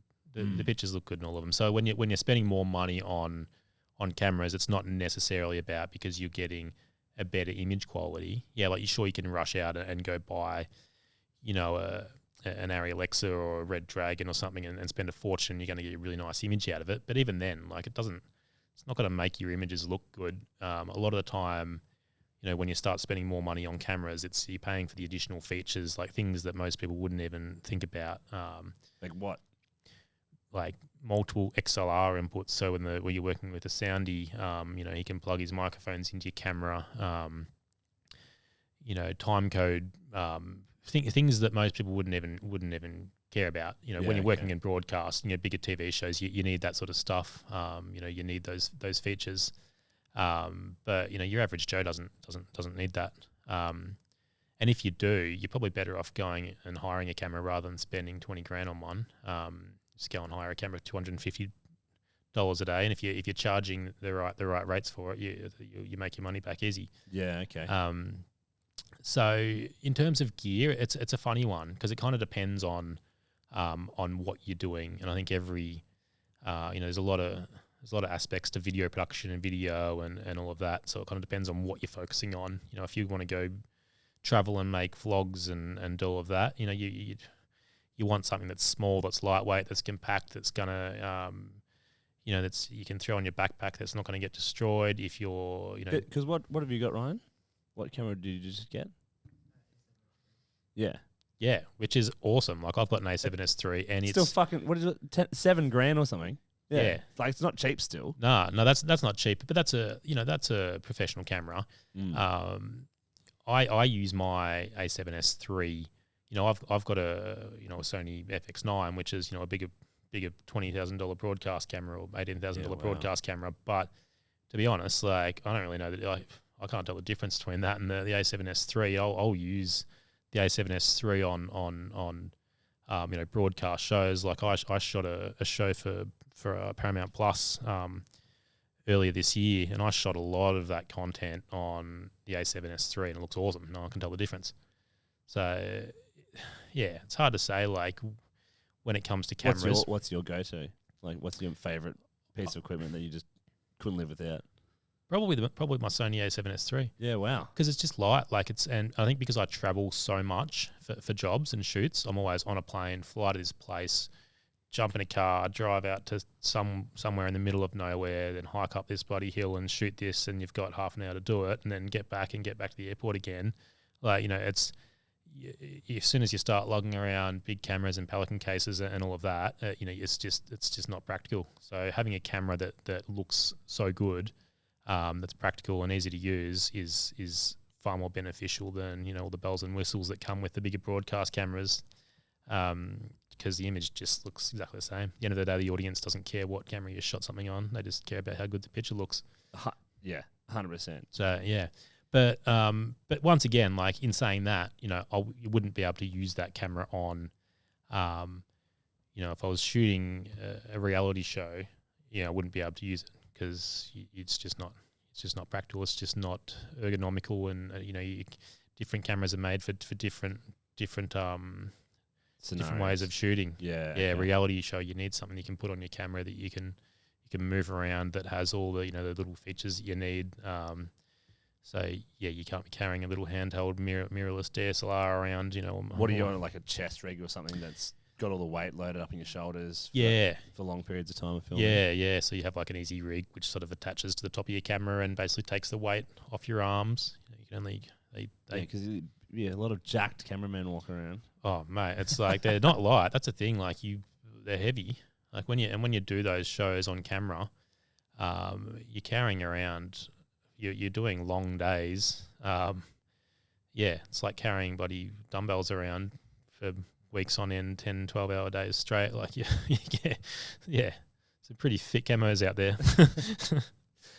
So when you were moving into, so go back, with your profession, what, like, constant, do you want another beer? Yeah, sure. So Yeah. need some liquid. What constant, like, are you constantly upping your skill set? So like you can actually improve your skill set across the board, or Yeah, I think so. I'll grab one as two, Ryan, please. Yeah, definitely. I mean, it's not in the way probably, where I'm kind of upskilling and training myself in new things necessarily, but it's more, I guess, that you're becoming more experienced the more you do it, the more you shoot different things, the more you edit different things, you just get better at doing it. So it's not necessarily like learning. How are you learning though? Like, you jumping on YouTube if you didn't know something and looking up someone else, or like were you actually a part of those teams when you were developing early in your career and you were asking those questions to actually gain that skill set, or you just worked it out? I spent a long time just winging it. Like, I'm not even joking, man. Like, I wish I had someone to tell me like how to do it, because I just winged it for a long time. And that's why you've developed your film skill now. Yeah, well, exactly. Yeah, that's the thing. Like, yeah, there's a lot of things that and I spent 3 years in film school. There's a lot of stuff that I didn't learn that is just so obvious to me now that I spent a long time ignoring just because no one told me otherwise. Just like pretty basic shit.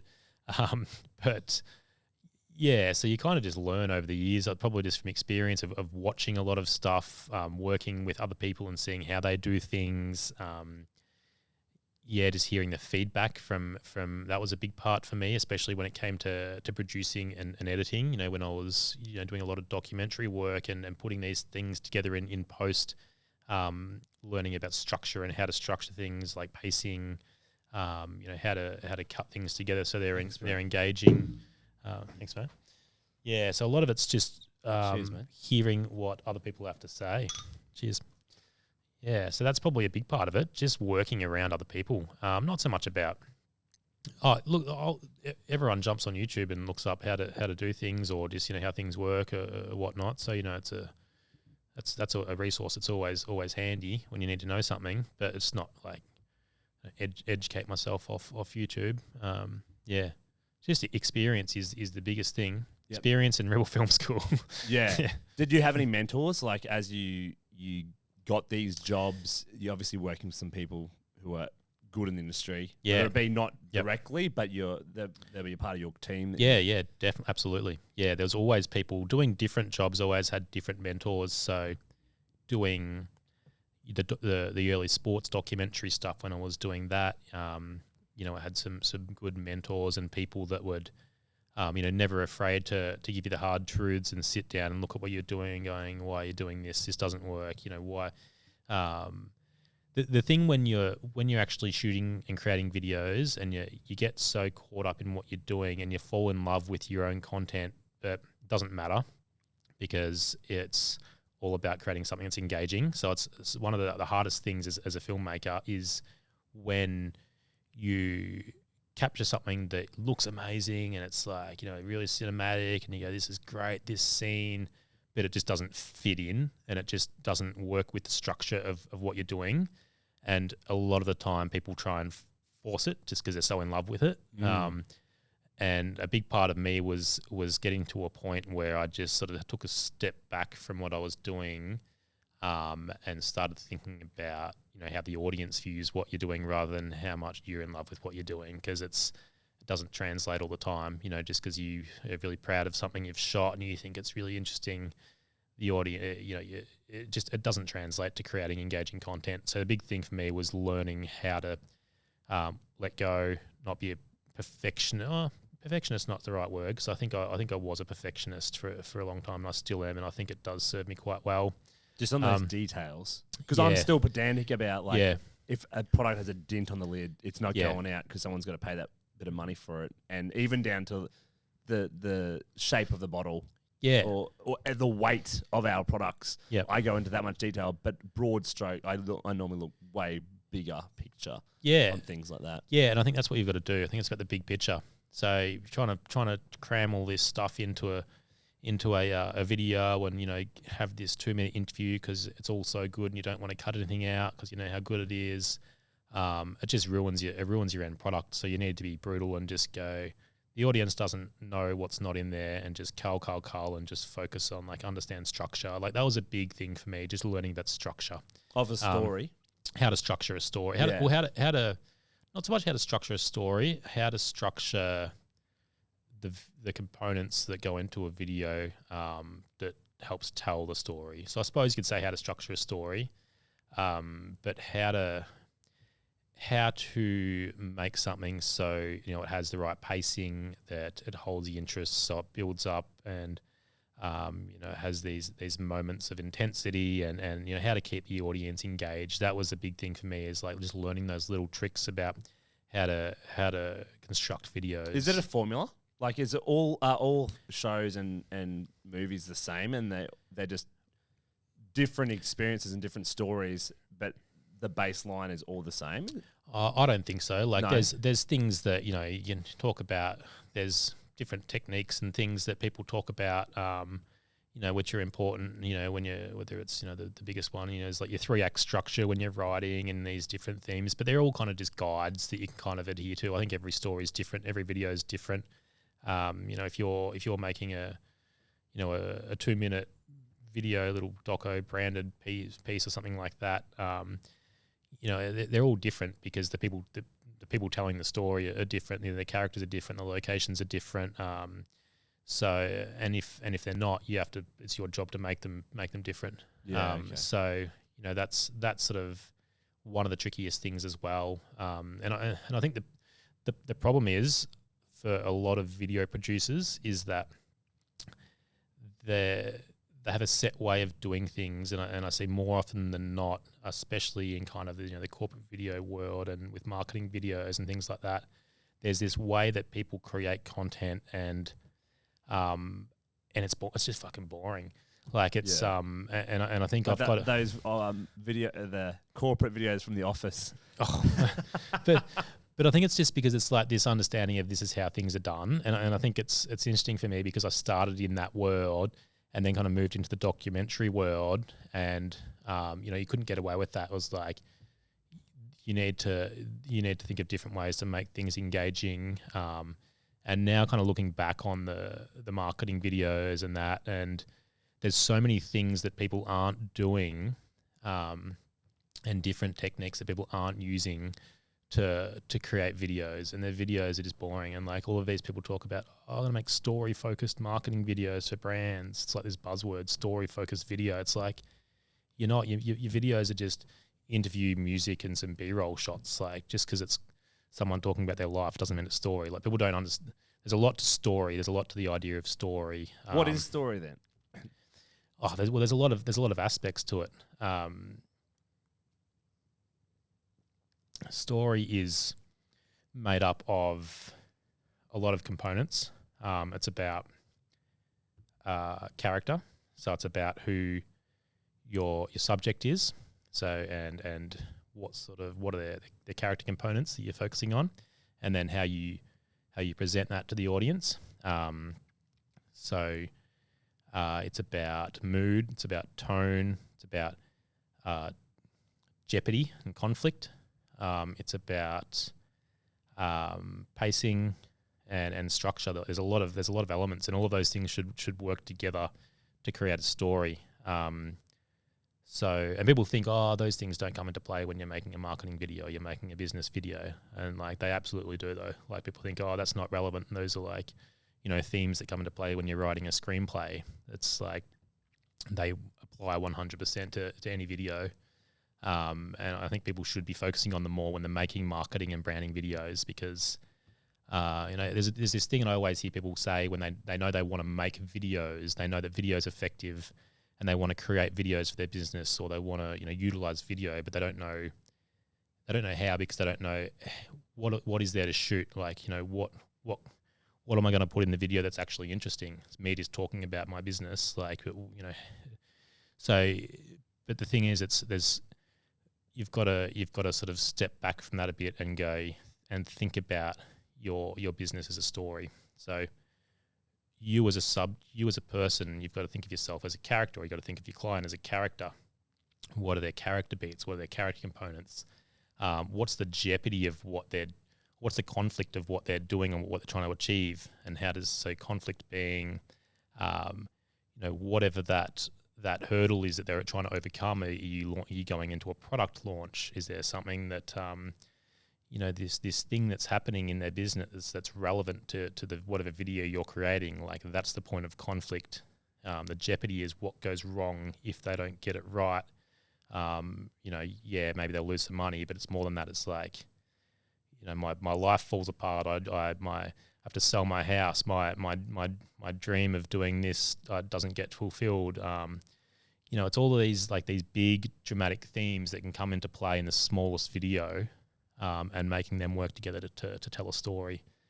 It doesn't matter what the subject of your video is or what you're shooting. You can make an interesting story out of anything. It's got to understand character. You got to understand mood, tone, pacing, jeopardy, conflict, and structure. I'd say that's what makes a good video. 100%. Yeah. Yeah. Mm. I agree with you on my little bit of knowledge I know. With how social media and video have merged almost, and people's attention span getting shorter and shorter for these instant content, essentially, or behind the scenes stories, reels, whatever. Have you seen a shift for someone like yourself in your industry? Not really, because I predominantly do TV work. So for me, it's different. So my focus is long form content. So that hasn't really changed. I mean, I've seen a shift in other ways that's relevant to me, but not so much from that. More so from the move to the streaming services. In terms of the move to short attention spans and all of that. Yeah, not really. Like I think that there's definitely has been a change, but not so much in what I'm doing. Yeah. In the industry and the field, though, are there a lot of people like once you're in this TV, streaming, online episodes, whatever, it's very different to the people who are going out and doing marketing content, etc. There's a little bit. There's a crossover there, but I don't know. I would want to find out if they're like people are merging across together to work for businesses to create their story, to create their content. Like what Ryan's done, because he was on that film path and he still does all the stuff you've been talking about on the side. But for us, he's there to try and convey our story about our products, about our business, so we can connect with our customers. Is there a crossover there at all? And do you see that in the future, that merging across where it is all long form? Like, I would love to create a documentary about our business and the struggles we go through every single day and the jeopardy and the outcome that we have. But there is a little bit, like, not... But not really. Generally, there is, but generally speaking, you would have, your production companies that have, their corporate client base, the different brands they work with. Because you've worked for some big corporate people. Who are some of the big car companies you've worked for?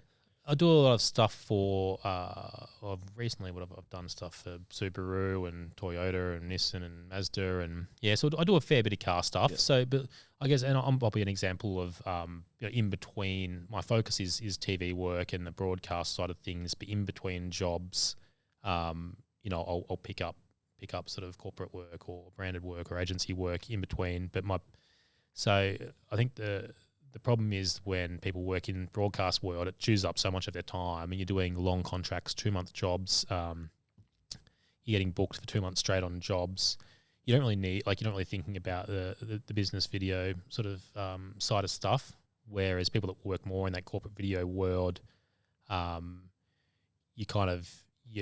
you're in, you kind of in. It is hard to juggle both and focus on and do both well. I think you need to kind of focus on one or the other. Yeah. Especially from a producing aspect. Like if you run a video production business and you've got a pool of clients, you can't be going away for 2 months to hang out on a beach in Samoa in the middle of the night and eating, filming people eating cookies. It doesn't work. Well, they're trying to call you and you've got content you need to be delivering for them. 100%. And so it's hard to do. And I found that, like, I had some clients before I got into the TV world, and there's just no way I could have kept it up. because you're just gone for most of the year, really, or your time and energy's gone. So yeah, it's tricky. But as a freelancer, yeah, you can kind of cross over here and there, and you can pick up jobs here and there on both, and jump around a little bit. But yeah, I'd say not so much. Cool. That kind of leads me on to the next part. I wanted to get a bit more like on the business side of things. So obviously you started off, you went to freelance very early with like, that's essentially self-employed. Yeah. And you're going out and you're finding jobs that you can do and execute by yourself. Yep. How do you go about finding jobs, like especially now, because you are still a freelancer, essentially, on that? How do you go about finding jobs? Now I don't really have to worry about it. I don't chase work at all. Network. Yeah, it just comes to me. Like I kind of just people just call me and ask me if I'm available. But that's leading because you're good. And you again, it's you're building out your reputation. Yeah, but I mean, it took me years, like a long time to get to that. How did you do it point. at the very start? Well, first of all, I built a portfolio, so I just went out in there and just shot stuff, so I had something to actually showcase. And then I just emailed everyone. I just hustled, and just literally went through Google. Break down hustling. So this is the whole point of this podcast, because everyone skims over it and they go, "Yeah, I hustled." What the fuck does that mean for you? Like, what did you do? Like, how many calls were you doing a day? Like, basically, I would. Well, once I had I had a bit of a portfolio coming out of film school and just some other stuff I'd shot. So I'd already had like a show reel, what you call a show reel, something you can send to people. I think I built a little website and put that on there with some, basically just a CV that I could send to people. And then just Googled, I was living in Melbourne at the time, Melbourne video production company, Googled that, and just literally went through, had a Word document and just went through every possible production company and production person I could find on Google, and had a template email that I made sure I just tweaked slightly for each person, and just emailed everyone, and then did that for all the production people. Then I went through every single, I think I logged on to like Events Melbourne or something like that, every events manager for upcoming events, and just emailed every single one of them. Do you need video production for your event? Do you need, and same email I spent. So I spent, what was your pitch like? How are you adding value? Like, because like, well, back then, this is me, and your thing looks awesome. We can do this for you. Is that how you? I probably didn't know what I was doing back then, so I was probably like, "Do you want a video? I'll shoot it for you." Because it's evolved huge now. If you do that now, it's like shooting fish in a barrel. Everyone wants a video. It just depends on the budget to spend. Yeah. Well, and I think the way to get clients now, if I was going to do it now, it'd be very, very different. Like back then, it was just about, when you just offer your services as a camera operator or a video producer. I'll make a video for you. That's sort of about as much of what you're thinking back then. Now, of course, there's a lot more to it. It's not so much about the video or giving the client a video. You can't be pitching that. You've got to be pitching a solution. You've got to put yourself in the client's mindset. If you're trying to get new clients and secure jobs and charge good coin for them, which you should always be doing.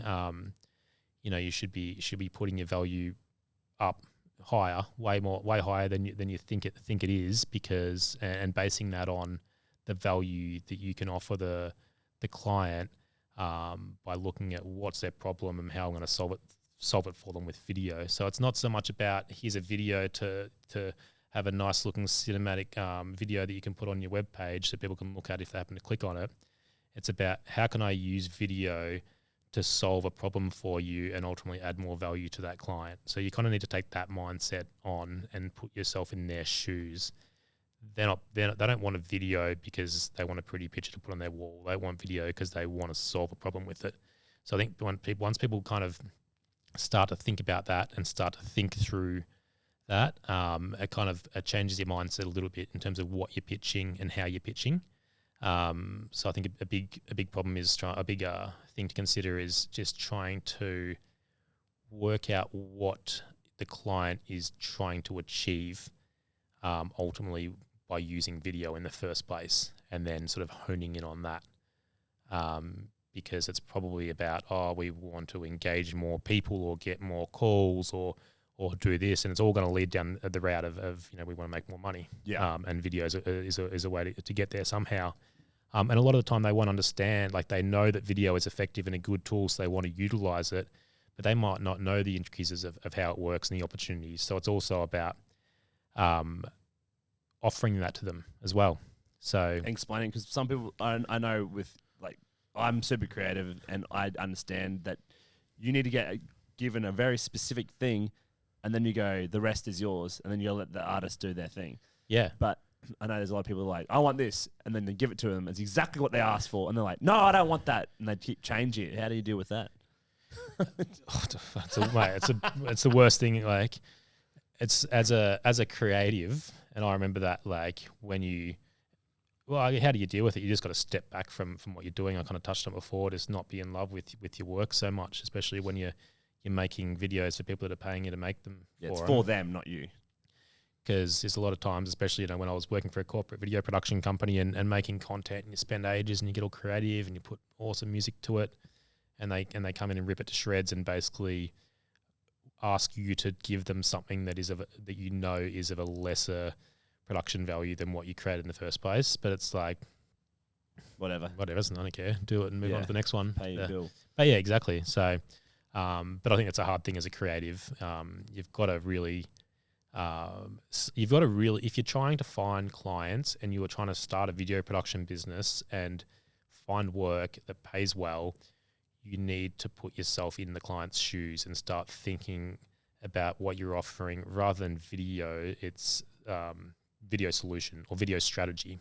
Video strategy is a good way to put it. So it's about how can you use video to create a marketing strategy for your business, or how can you use video to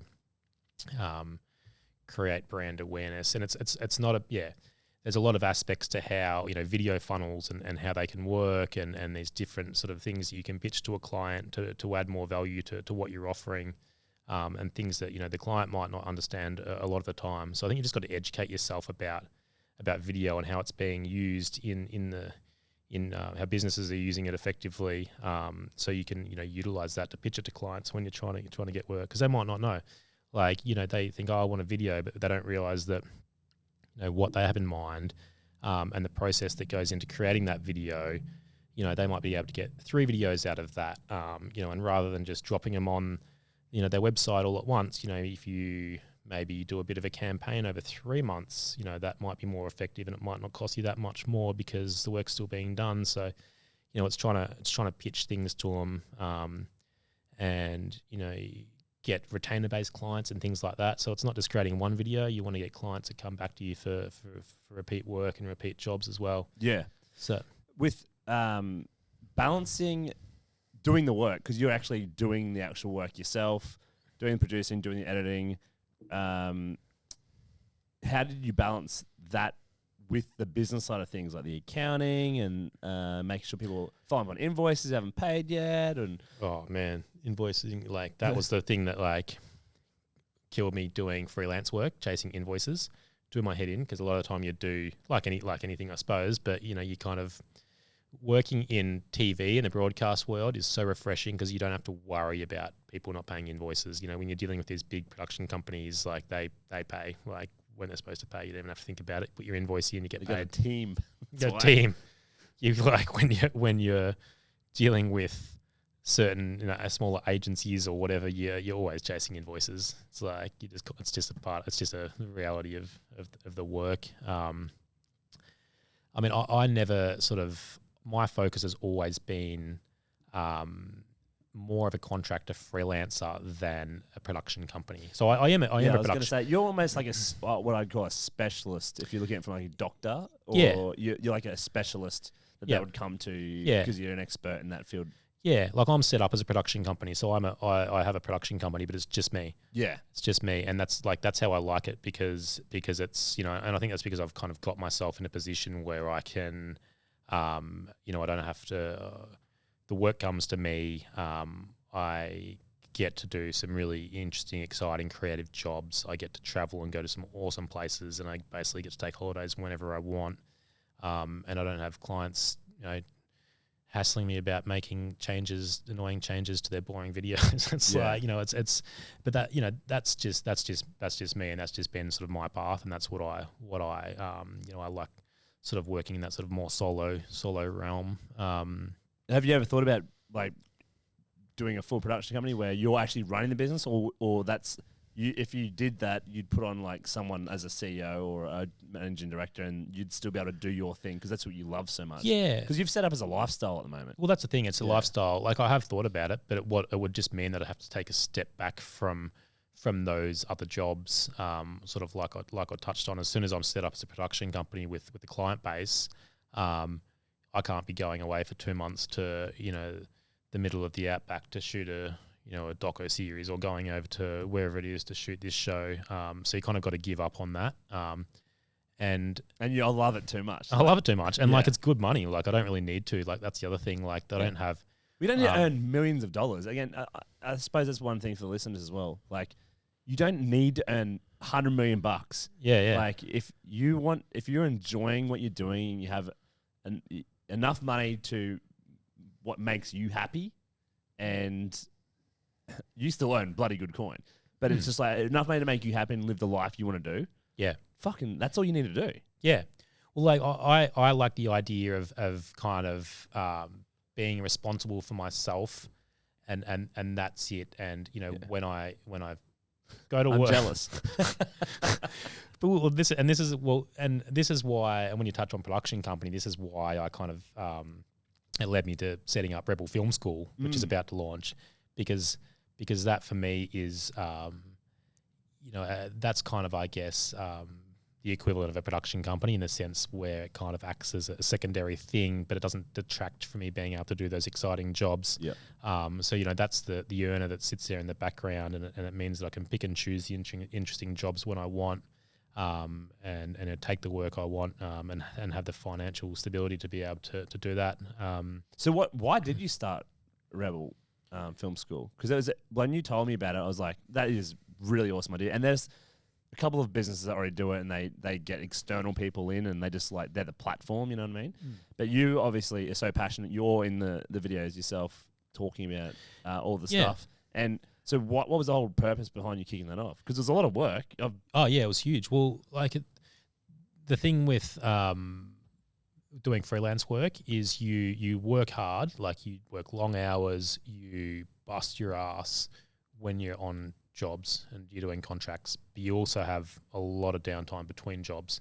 So I probably work 8 months a year. Okay. But when I'm on a job, it's fucking 24/7. It's 24/7. Like, you don't see me, I don't exist. It's like go. Like, you don't get a second to breathe. But I've never been that sort of person that can just sort of laze around for a month and a half, or in between jobs. Like, I still need to be doing something. And also, I wanted to get to a point where my life controlled my work rather than my work controlled my life, which, when you work in the freelance world, you kind of get to that point where you kind of, jobs come up and you have to take them, and the next thing you're on a plane and you're gone for 2 months, and it's like hard on relationships, hard on family, and I did that for a long time. So it was about taking control of my life, so I could kind of dictate my work and pick and choose the jobs that I wanted that suited me. And for me, just having a secondary income, it allows you to do that. So, but also, I know that I don't have the time, and I'm not able to commit to running a full production business when I'm away on these jobs, when I do decide to take the good ones and go and do them. So setting something up that doesn't rely on anyone else other than myself to do it, was a good option. I could create a course, and I knew that I had a lot of valuable experience and information to offer, and so to put that out there and just have something that I can set up a funnel that just keeps it going and sort of allows me to pick and choose jobs, and then I can build on that course, and down the track, maybe I focus all of my time on the course, or maybe I step away from it, or it just gives me more flexibility. But as well as that, I was just interested to put my experience out there. I think there is other courses that teach video production and teach how to shoot content and all of that, but they come from a place of the entrepreneur first. So they come from people who understand video to an extent, that have that are entrepreneurs who, and that's what they're doing. They're making a business. For me, it was different in the sense, like, I've never seen myself as an entrepreneur. I've always seen myself as a filmmaker. Yeah. So for me, it was like, I'm going to create a course that comes from a place of real experience and real knowledge. That's cool. Yeah. So like you still touch on like a lot of things that other courses do, the basics, but I wanted to put something out there that was unique to my experience, that was actually unique, because no one else out there had sort of had been through it. Had sat down there in network exec meetings and stuff like that. Having these conversations with some of the biggest execs in the country, in the world, talking about how to do things and what they want, and lessons I've learned from those sort of really one-on-one moments. And some of the biggest lessons I've learned that I carry through my work today are from those sort of moments. And like just real practical things as well. That there's a lot of knowledge that I feel like is genuinely valuable for people out there. Who should be doing the course? Like, I'm gonna go through it and do it. Yeah, because I'm interested. I want to have an understanding so I can work with Ryan when we go do our stuff and maybe understand you better when we catch up. But like, who is it designed for? So the audience is it's a combination of people. So I love how film centric is, like the audience, not the customer. The viewer, the audience. Yeah, it's anyone that I guess has an interest. There's a few. The target audience would be, firstly, I guess, anyone that has an interest in learning about cameras or being able to wanting to pick up a camera and understand it so they can utilize it to just create more effective videos. So that's sort of, I guess, your basic sort of overarching, so it's like 101 audience. To start off with. 101, filmmaking 101. Mm-hmm. If you have no experience at all, start this course and you can go through the basics. From there, it's also aimed at people who do have some experience. So it levels up the whole way through. Yeah, there's some theory in there and just more ideas that that I delve into, that sort of talk about some more advanced filmmaking techniques and theory, and then also like business owners and marketers and things like that who video marketers, anyone who wants to start utilizing video in their own business or so that's where it's aimed, and down the track that's where it's going to become the main focus. At the moment, the core audience, the main audience, is probably just people that are wanting to learn how to use their camera to create sort of cinematic video. Once I start adding more content, it's going to become more focused on video marketers or professionals who want to utilize video to make money and create more interesting videos. Yeah, cool. Yeah. So when they finish, what do they get? As in, like, they're finished, what should they be able to do after that? What should they have learned? Well, they'll have learnt how to basically the fundamentals of the camera, how to use the camera, how to get it off automatic mode, how exposure works, so how to actually point the camera at something and utilize the settings to actually capture an image that looks good. How they'll learn the storytelling and all that type of stuff. I touched on story, but I'm working on the next series, which is going to be a big thing, and I think that's going to be a real seller there, because I think that's something it's not out there. Like, there's no one else doing that, and that's like, there's some real good stuff in there that I've got to offer. And I touched on story a little bit, but I didn't want to put it all out there yet. Well, it's a whole nother, right. It's a whole nother It's almost course. like you can build that whole series out. So as people become more advanced, they can go in and delve into it, Yeah, and I've got a whole story course that I'm working on at the moment, and pretty much what I mentioned to you before runs through, structure, jeopardy, conflict, pacing, mood, and there's lessons that cover every single one of those, and it goes really in depth, touching on my experiences and making docos and different TV shows and stuff, and how that's relevant, and then how that can be transferred to your marketing and web video type content, and how you can use those bigger ideas in smaller business-based videos, how they translate. So I think that's sort of upcoming. So that's coming soon, and that's going to be a big, it's going to be something that I'm really looking forward to getting out there. But what's next for you? Like, have you got any big shows coming up that you can mention, or like where you'd be traveling to next over the next couple of years? Like, what's next for Josh? I've got a big show. So this year I've sort of stepped back from producing, and I've sort of stepped back into camera more. And I still do a bit of producing, but I just handpick the jobs. I sort of. Why is that? I've just worked as a TV producer for a long time now, and I don't find it creatively fulfilling. So for me, I wanted to do something that sort of hones back to what I love doing. Being creative, capturing nice images, telling visual stories. So I've and I found myself in a good position where I've been able to merge the two jobs and do some really interesting work where I can still produce and still have that creative control, but I also get to use the camera, similar to what I was doing with the sports doco stuff, but on the bigger budget shows now. So I've kind of found myself in a fairly unique role doing that stuff, which is cool. Doing producing and camera work on a high level for shows for streaming platforms. So I've found a bit of a niche, and I'm kind of just honing in on those shows. So I've done one earlier this year for Paramount, which was awesome. It's a huge show, The Bridge, which came out, which was really cool. Yeah. What's that about? It's basically bunch of people that are living in the Tassie wilderness. Is that one with Neil? Is that the you? This is what you're talking about. Yes, that's what I was talking about before. It's not that. Neil, who's Neil? No, I thought it's like a real big movie star, the Aussie actor. Nah. No. Oh yeah, Hugo Weaving. Hugo Weaving. That's it. Neil, where the fuck did I get Neil from? We got there. The conversation's come full circle. I know, right? We worked out who Neil is. Yeah. It's Hugo Weaving. Hugo Weaving from The Matrix. Yeah. Yeah. Because he's so selective on who he does work with. Yeah. That was like a massive get. And well, finish what you were saying first and we'll move on to that. I can't remember what I was saying. What was I saying what about? What were you talking about? I was saying. Yeah.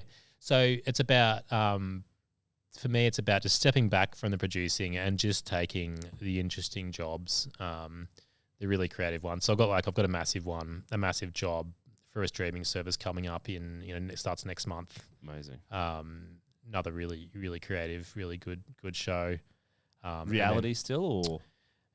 Yeah, but it's like hybrid. So it's kind of like similar to The Bridge.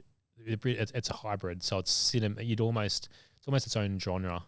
It's like cinematic reality. So it's reality, but it doesn't feel like reality when you're watching it. So it's kind of like, it almost feels like you're watching a movie. Yeah, wow. There's elements of reality. 1917, one shot. Oh, it's not on that level, but I'll get there. But same type of idea, or no. It's basically the concept of the show is they've got a certain amount of days to build a bridge to get to an island that's got money on it. Like that's it. It's just one really cool. Basic task. Like it's like it's just a basic task, and they've got this thing that they have to do. And they've just got to get it done, and if they don't, they don't get the money. And it's there's all these curveballs that are thrown in there. It's really cool in its simplicity. It's just stripped back. It's just raw. It's uncensored. The casting's awesome. How many people? Is a big crew? Is it 10? It's a small crew. Yeah. In still probably 100 people or something worked on it. Maybe. Yeah, that's big, man. Maybe not 100. Maybe I have to 50. remember a small business is up to 12. And yeah. Or maybe not 20. So it's 15, and then 20 to 100 is a medium, and then 100 plus is big, corporate enterprise. Yeah, I mean they're big multi-million-dollar TV show. They're big shows. Or maybe not. Who knows? I can't even know what the crew. There's so many people that work on these shows behind the scenes. Contestant-wise is 10 or something, maybe roughly 10. Can't remember. That's cool. Yeah, so shows like that, where they're kind of just a bit different, and they're a bit kind of it's groundbreaking in the way it's done. There's not really those reality shows out there like that have a bit more creativity and a bit more edge about them. So I'm keen to sort of do a bit more of that, and then I've got some big stuff lined up it was a massive job, huge job that was supposed to happen this year, which it's looking like it's going to happen next year now. Can't talk too much about it, but that's huge opportunity. Really? So that's big. Movie or TV still? It's a TV show, but like a big doco series, sort of On like one of the big streaming services? Yeah, Yeah. yeah. So it'll be for Amazon, like a massive. Oh, amazing. Yeah, and that'll be like a sort of a directing role. So I'll be overseeing the whole I'll be in charge of the full creative, like a big, huge Amazing. international show. Will take me around the world and all of that. So that was supposed to be happening now, but it got pushed back unfortunately. So, but next year. That's amazing. Well, I suppose it's a good time to wrap up. Yeah. So if any of our listeners or viewers want to find you you got your Instagram private because there's so many apparently psychos who follow him, all the math psychos who come after him trying to get inside information. Daily Mail, fucking journalists. Mate, it's unbelievable. If people want probably to listening to this, taking notes right now. Probably. Well, that's how one of my guests and good friend of mine, Adam, who owns See You in the NT, they did the big commercial. It was like, we'll see you in the NT. Yeah. So he literally was anonymous, and I was the first person to interview him.